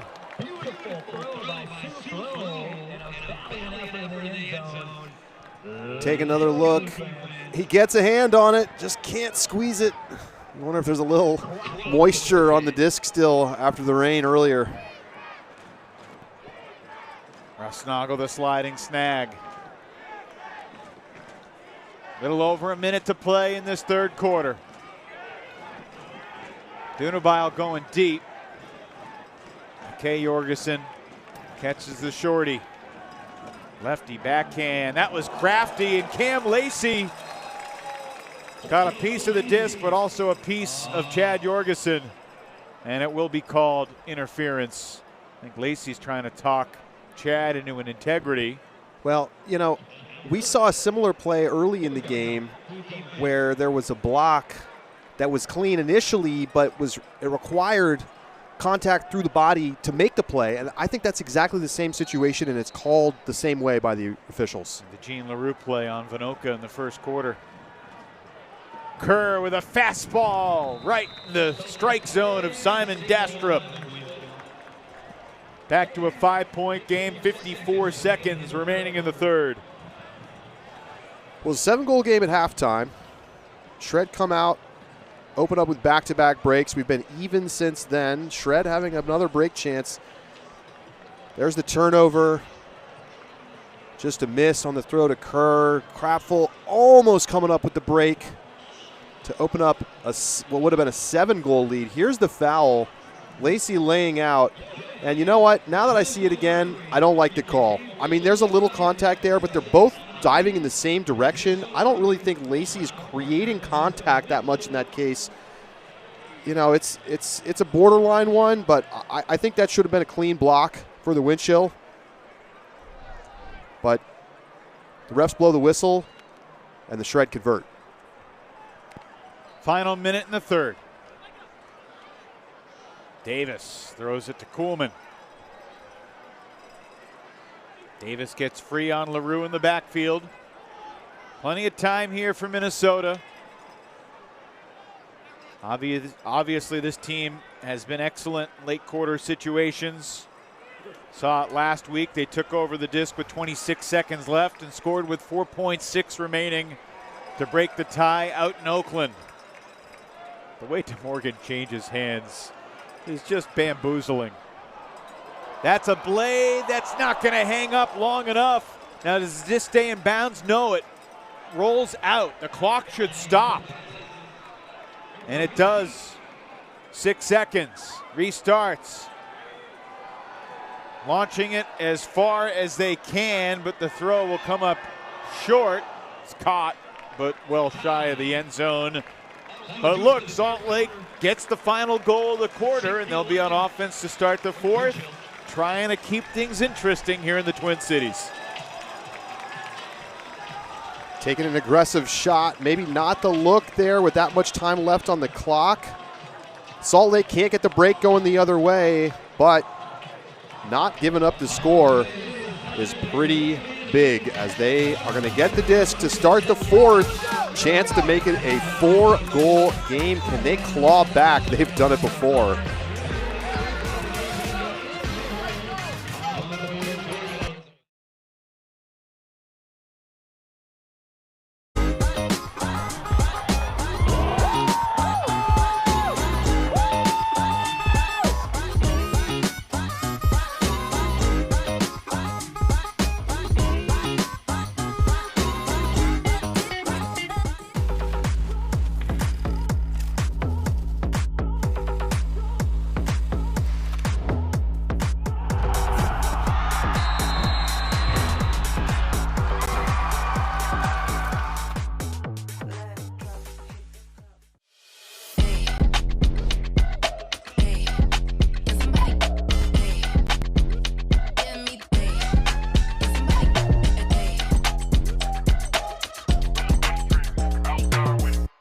The Ultimate Frisbee Association is proud to partner with Victory. Elevate your game with Victory insoles and recovery footwear at VKTRY.com.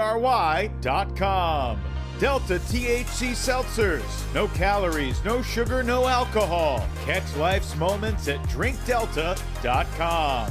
Two Town Cider House, bringing the best craft cider for everyday celebrations. Find yours at TwoTownCiderHouse.com. And Disc-It. Round Net meets Ultimate. Disc-It is the must-have portable game for every UFA fan. Get yours at discitgame.com.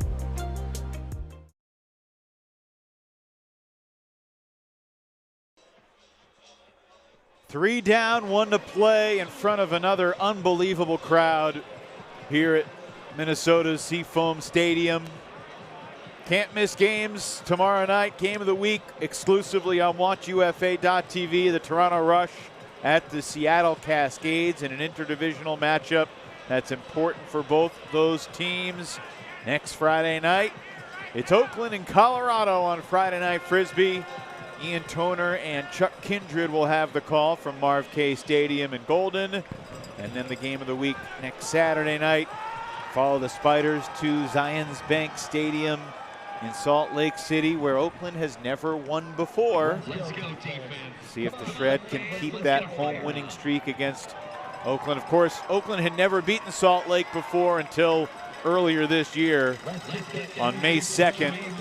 Second day of a back-to-back for the Shred. The Spiders absolutely dominated. Jordan Kerr called it embarrassing. That's an embarrassing start to this fourth quarter for the Salt Lake O-line, but they'll get a gift back as Owen Suflo couldn't handle it. Chad Jorgensen just lets it out.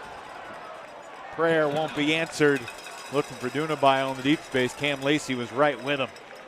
That's 3 turns in 45 seconds to start this fourth quarter.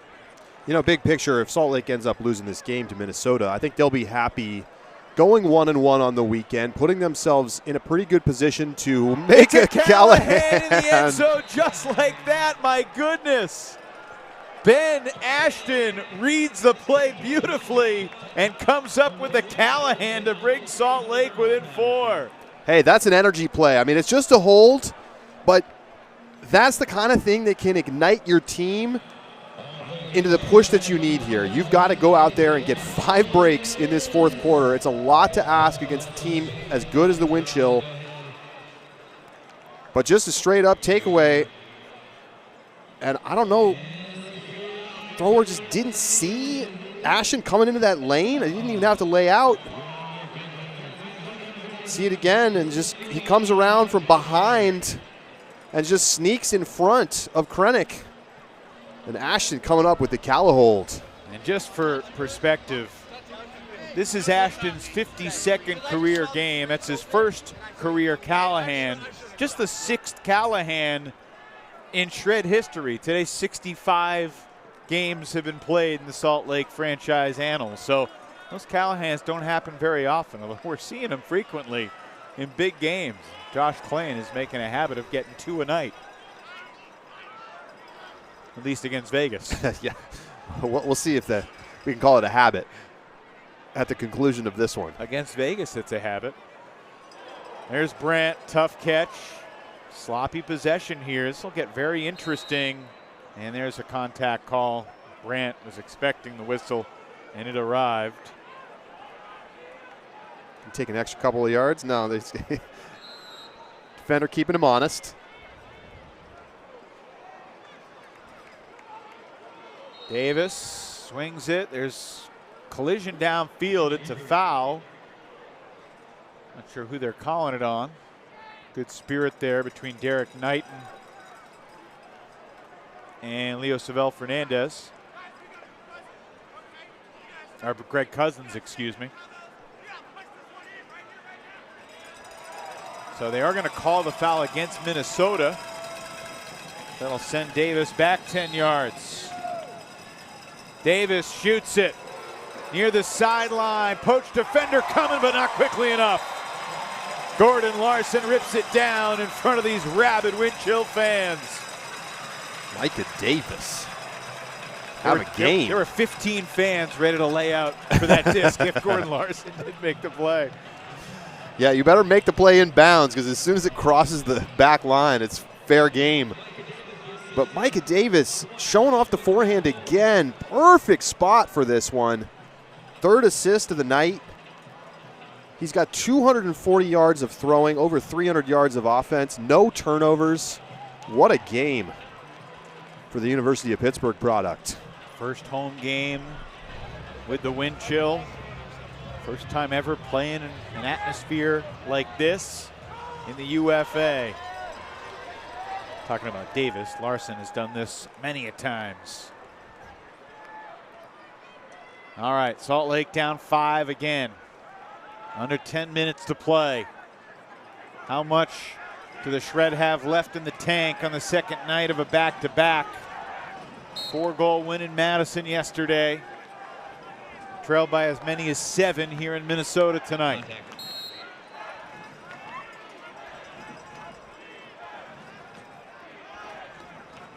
And that is not going to help.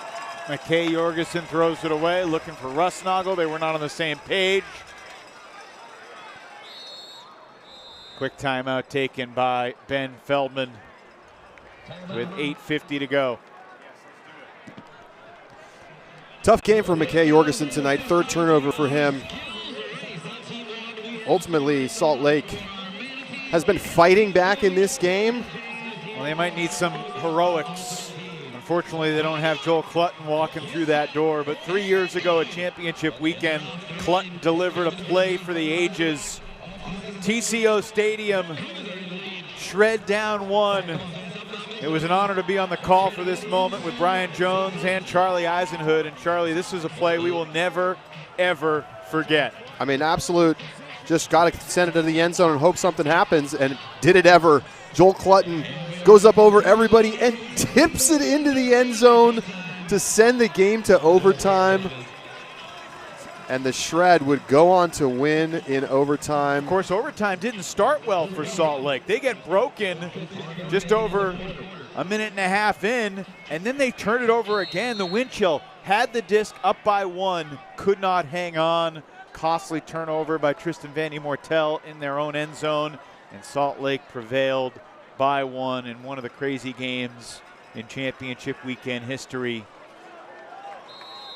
Of course, Minnesota had their vengeance, not against Salt Lake, but in Salt Lake.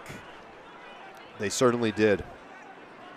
A nobody believed in us championship run for the wind chill that set their franchise in the right direction. Oh, Nate DeMorgan, a visionary backhand there. He threw it with the exact velocity he needed to connect with Kuhlman. Minnesota breaks to go back up by 6. Look how much involvement we've seen from the new players on this wind chill team tonight. Kuhlman, DeMorgan, Davis.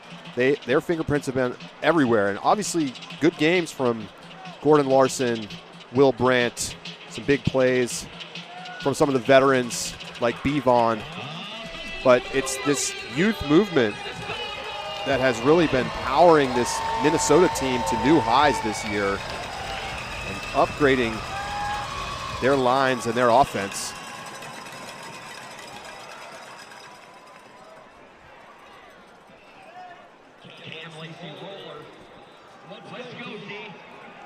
So it's desperate times right now for Salt Lake.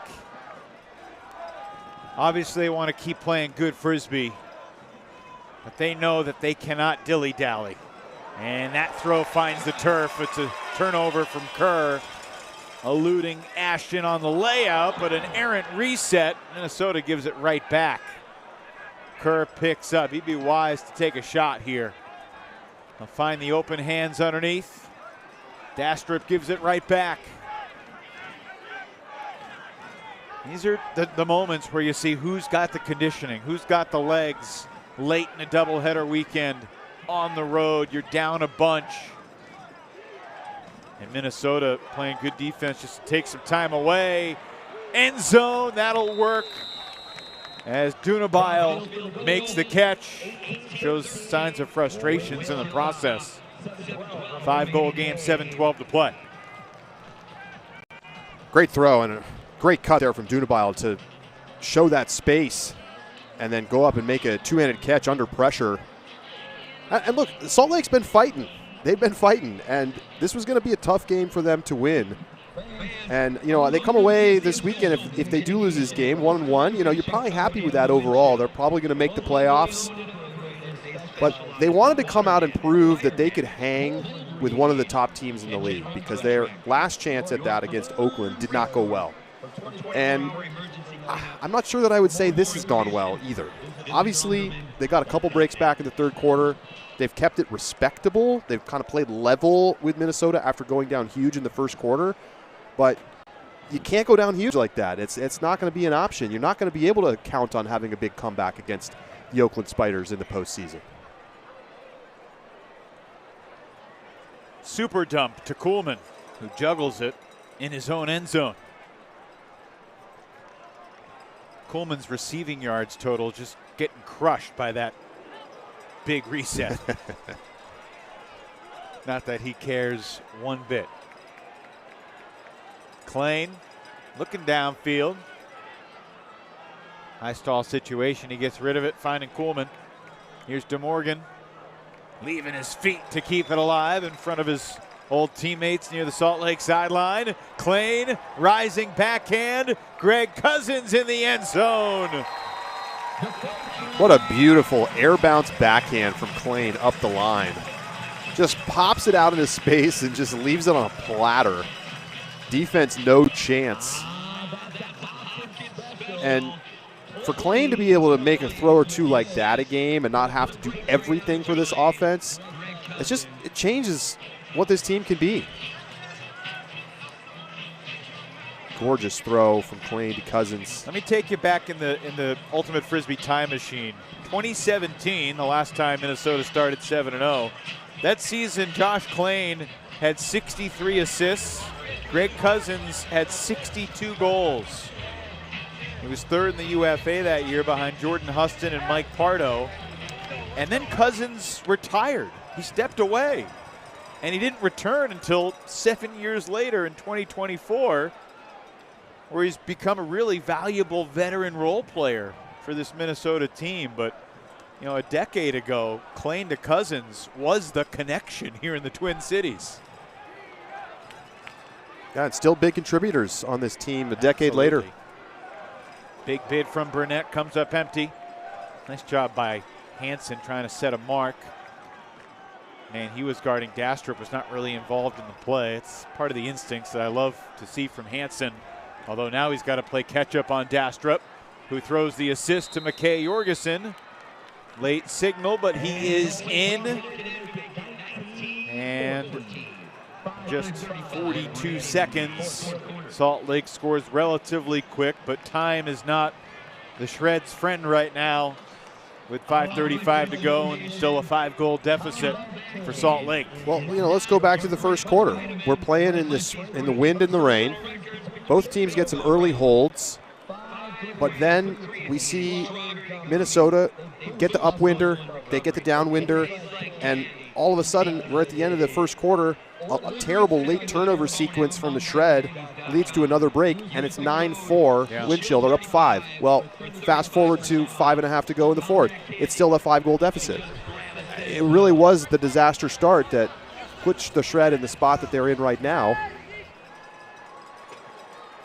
And credit to the wind chill for coming out with a lot of focus and energy early in this game. Not quite over, but close. Micah Davis has been a revelation in his home debut for the wind chill. Another example of the rich getting richer.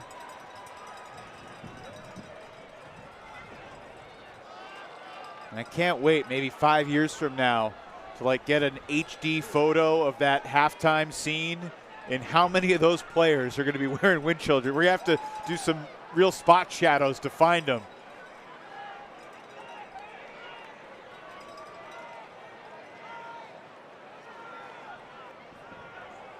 Chill don't need to hurry, but Nate DeMorgan likes to huck. And he's got Will Brandt going with Dastrup on his back. It's incomplete. Excellent defense from Dastrup. And he's been a huge pickup for the Shred this season. They needed size, they needed athleticism, losing a guy like Will Selfridge and a handful of others. And Bryce Merrill's going to use his final timeout with 4:14 remaining. Yeah, you got to have some urgency here. Put the O-line out there, try to punch this one in, and then hope your D-line can get it done the rest of the way. It's a long shot with only 4 to go. Another look at the turn.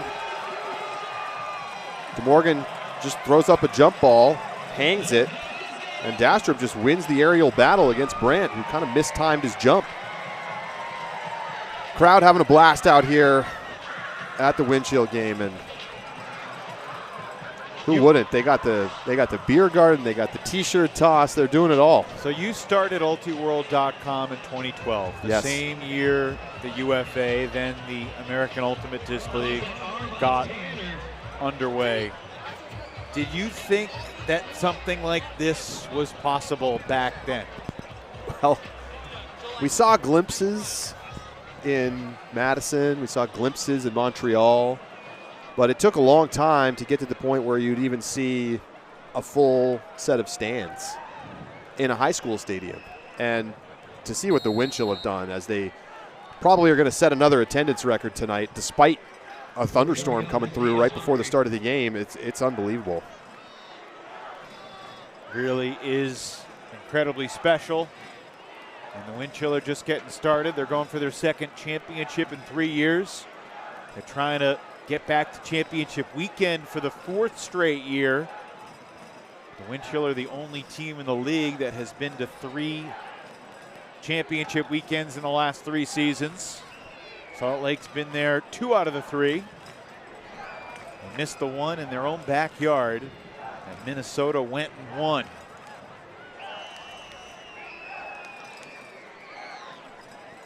Unfortunately, it feels like this has taken too much time, but it might help the final tally cosmetically. I don't know if you call this pulling a Madison after what we saw from the Radicals last night. It's just a very smart defensive look out of the timeout from the Windchill as they go to the zone to take away those quick, easy options. This point began with 5:35 on the clock. The timeout came with 4:14. So it's been almost 90 seconds now since the timeout, and the zone defense is just bleeding clock. Almost a turnover there from McKay. Chad able to float into the end zone, but Ben Feldman clapped his hands on the sideline, and Dylan DeClerc, who was scratched tonight, tweaked a hamstring in practice, the all-time blocks leader. He's also fired up about the Windchill's defensive effort. Yeah, because even though they give up a score by taking 90 seconds off the clock, that's a win for the defense. You know, if this is the first quarter, that's a great break for the Shred. But late in the 4th down 5, the game's over now. They just iced it with a great call from the coaching staff to go zone out of the timeout. Barring a plethora of drop pulls here in the next 2 minutes and 43 seconds, it's tough to envision a roadmap for Salt Lake to outscore Minnesota 4-0 in the final 2:43. But you never know.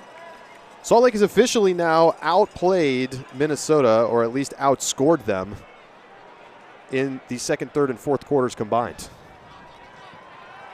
As you said astutely, it was that tough start. It mushroomed quick after the initial upwind break in the very blustery conditions.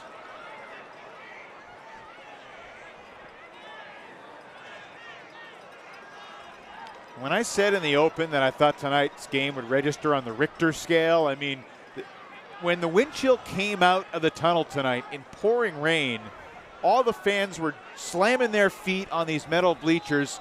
Our press box was shaking. It felt like an earthquake. It sure did. And, you know, the fans in the stands getting dumped rain on, and it's not slowing them down one bit.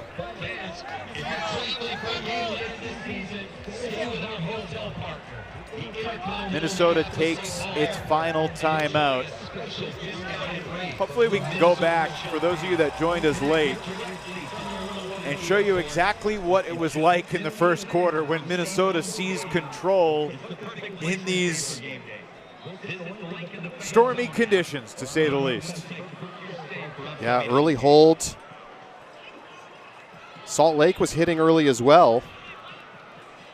Both offenses looked a lot sharper than you might expect. Minute 50 into the game, it was 2-2. But the wind chill more consistent and did well to take advantage of their opportunities. And you can see the rain going at a 45-degree angle because it was so windy. And when the rain subsided, it was a multi-break lead for the wind chill. Out of the timeout, Brandt has no option, so he hucks it deep. Josh Klain in the end zone. And he's denied by Chad Jorgensen, but a late pass interference call. Jorgensen can't believe it. Very late call. I understand why he's upset. I mean, there was some contact. Hard to say whether that constituted a foul. I mean, if it was a foul, they need to call it right away. You know, what's it taking so long? You're standing right there. Klain, Stuber for Cousins. The 2017 connection collaborates again. And Minnesota's a minute 22 seconds away from moving to 8-0 for the first time ever. No reset there for Brandt, so he does the smart thing and just sends it downfield, a little bodying out, and no, there's no foul there. I mean, maybe there's a little bit of contact after the point is decided, but kind of a flop here. You know, a little World Cup action from Klain as he rocks his chin backwards on the soft contact, but he gets the whistle. And, you know, it doesn't really make a difference. If this is a one-goal game, we might have a bigger conversation. Folks, Charlie Eisenhood is a true patriotic American. There's no doubt about it. However, you were very disappointed that Australia wasn't more competitive today. You wanted to see a little more fight from the Aussies. Listen, for instance, I'm a Knicks fan. I'm obviously thrilled that they won the NBA championship this year. It's been a long drought. But I didn't want them to sweep the Spurs. I want action. I want competition. I want it to be exciting. I want to root for good games. Come on, so you were panicking after Game 3, Charlie. I got a text message from a buddy midway through what looked to be a Spurs blowout, saying that I flew too close to the sun, Evan, and I enjoyed texting him back after the game. 29-point comeback in Game 4 was truly unbelievable. So Salt Lake is going to finish their Week 9 doubleheader road trip 1-1, just like their doubleheader road trip last weekend, 1-1 on the road. The Shred will be 5-4 heading into their final 3 games of the season, which will all be at home. A week from tomorrow against the Spiders.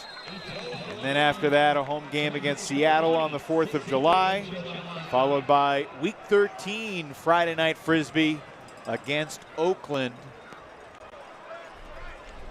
In what's going to be kind of a prove-it game for the Shred. And it's proving it to themselves that they can compete with the Spiders. They think they have a puncher's chance against Oakland. They certainly didn't show it the first meeting, but they got 2 more shots at the Spiders. Well, yeah, we haven't really talked about it and tonight. They still have to beat Seattle, too. Yeah, for I mean, they have a pretty clear path to the playoffs, but it's not a done deal. And certainly a win against Oakland would lock up a playoff spot. But we haven't really talked about it tonight. Keep in mind that not only are they playing with 18 tonight, they're also without some of their best players. Yeah.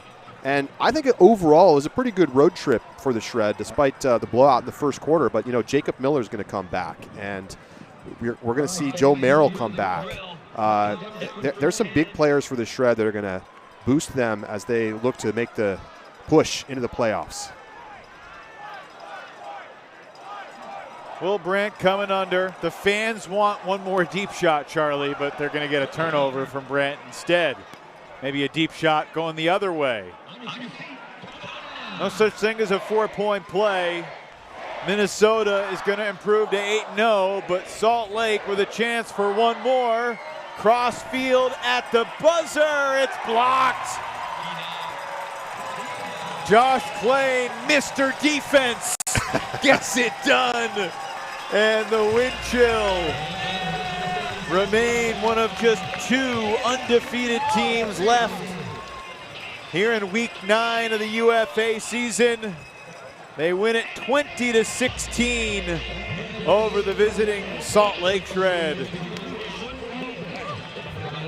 And, you know, not the most inspired second half from the wind chill. Felt a little bit like maybe what we saw from the U.S. national team against Australia earlier in the World Cup, where they got out to an early lead and it kind of took their foot off the gas pedal a little bit. But at the end of the day, nothing but class from this wind chill side. You can see the talent. You can see that they already have a ton of chemistry, despite the fact that they're integrating some players really for almost the first time. You know, Micah Davis had a hell of a game tonight, and playing in just his second game with the wind chill. And there is nothing stopping this wind chill team from winning its second championship this year. What a team. Josh Klain playing his 122nd game. He's got over 370 assists, 7th all time. He's only got 35 Ds, make it 36. Klain closes it out with a block, and the wind chill prevail by 4 in front of this awesome St. Paul crowd. We're back to wrap it up. Chat with our Delta Difference Maker right after this.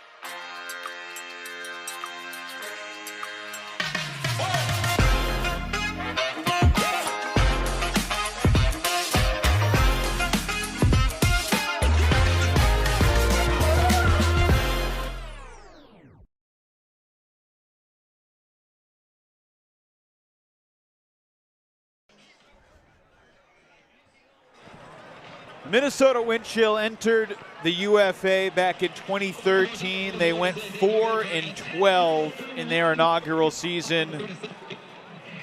They finished above 500 in year 2, but were below 500 in 2015. They have been 500 or better in 10 straight seasons since. And now they are 8-0 for the first time ever. Charlie Eisenhood. They win tonight by 4 over the Shred. As you said, not the most convincing second half, but they did some great work throughout the first half to build themselves a cushion. Yeah. And this is a really quality Minnesota team. Totally, and they didn't need to be great in the fourth quarter to win this game. So I think you give them a bit of a pass on that. I mean, at the end of the day, their D-line was so disruptive. They just put so much pressure on that dump swing sequence that Salt Lake really wants to get to. They took away those little outlet passes that Salt Lake uses to great effect and did last night against Madison. And Salt Lake gave them the disc. And Minnesota came up with some big plays. We saw some big blocks. Burnett got a big layout D on the under. Saw some nice deep defense as well. But ultimately, it was just that overall pressure that took Salt Lake out of their rhythm and opened up a big lead for the Wind Chill. And they were able to put it in cruise control and take yet another win. Well, Jordan Kerr set a new career high with 47 completions yesterday. He surpassed that with 56 completions tonight. Over 600 yards for Kerr, but Nate DeMorgan leads the balanced Wind Chill attack with a game high 410 yards for the Chill, 3 goals, 2 assists, and You know, there are any number of players that could be our Delta difference maker, but we will give it to DeMorgan, this 20-year-old out of Carleton College who has tools up the wazoo, and he just turned 20 a dozen days ago. He's standing by with Nikhil. I'm here with Nate DeMorgan, our Delta difference maker, our flex executioner of the game, and team leader. 410 yards, a block, 2 assists, and 3 goals. How's it feel to be spearheading the wind chill tonight? It was great. I mean, I think it was like a real team effort. We started really like tough weather, tough conditions, fueled by the backfield, the handlers, Will and Gordon, Noah, Leo, always like keeping us steady, especially with the bad conditions. So, I mean, credit to my teammates opening space for me to cut and just keeping the ball moving. I thought it was great team effort. Well, this is, I believe, belongs to you tonight. But this game, I think, also has some more special implications as this is, you know, playing against the Shred, your former team. How did that feel? It was good. I mean, I got no bad beef with them at all. Those are all my boys. And so it was great to play against them. I like to see all of them because I'm living out here now. But it was great to see all of them and play against them. So it was fun. Right now, the Wind Chill are 8-0, and sights are on playoffs and another championship.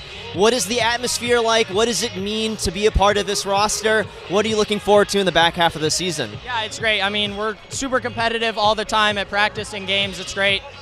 So we're just looking to keep getting better. Obviously, like a lot left to be desired in that game. We could keep getting better and just keep pushing forward. So. In 2 weeks, there's Chicago, and another week after that, it's Boston, which is one of the big marquee games coming up. What's the kind of atmosphere? What are the thoughts kind of about that game, as it is going to be for a lot of these guys a rematch? Yeah. I mean, we kind of don't really care who we play, obviously scouting and stuff like that, but what matters is like us. We like to keep within ourselves, so we feel good against anybody if we're playing our best. So we're excited. Obviously, they're super talented, but we're looking forward to it. All right, Nate, congratulations on the game, and thank you so much for your time. We'll send it back to you guys to finish us off. All right, great job, Nikhil. It's incredible. You know, he was playing the national championship game on Memorial Day Monday. Doesn't go Carleton's way. They failed to go back-to-back. They fall to UMass. 5 days later, he's in a Wind Chill jersey in Madison, looking like he's been on the O-line forever. It's been a really remarkable transformation for DeMorgan joining this team, and he's fit in beautifully through his first month as a member of Minnesota. Next week, Friday Night Frisbee heads to the Rockies for Week 10. The Oakland Spiders may have lost their perfect season, but the West Division leaders still believe this can be a historic and groundbreaking summer. Up next for Oakland, the Spiders travel to Colorado, a place they've never won before, as they strive to get back on track against the upstart Apex. Well, it'll be Ian Toner and Chuck Kindred on the call. I'm going to take 1 week off, and I'll see all of you for week 11. And still to be determined whether we are here for Minnesota and Chicago or whether we go to Madison for Indy against the Radicals. But next week, Colorado's been a different team since they added Quinn Feiner, Nondaman, Fink. They've developed, they've gained some confidence. They won at Salt Lake. And the Spiders look like a championship team, but they are coming off their first loss of the year. Well, they're obviously going to be motivated to get back in the win column and continue to show the dominance that they've had over the division. But frankly, Colorado needs to win more. I mean, if Colorado doesn't get at least one win in their 2 remaining matchups against Oakland, they're not going to make the playoffs.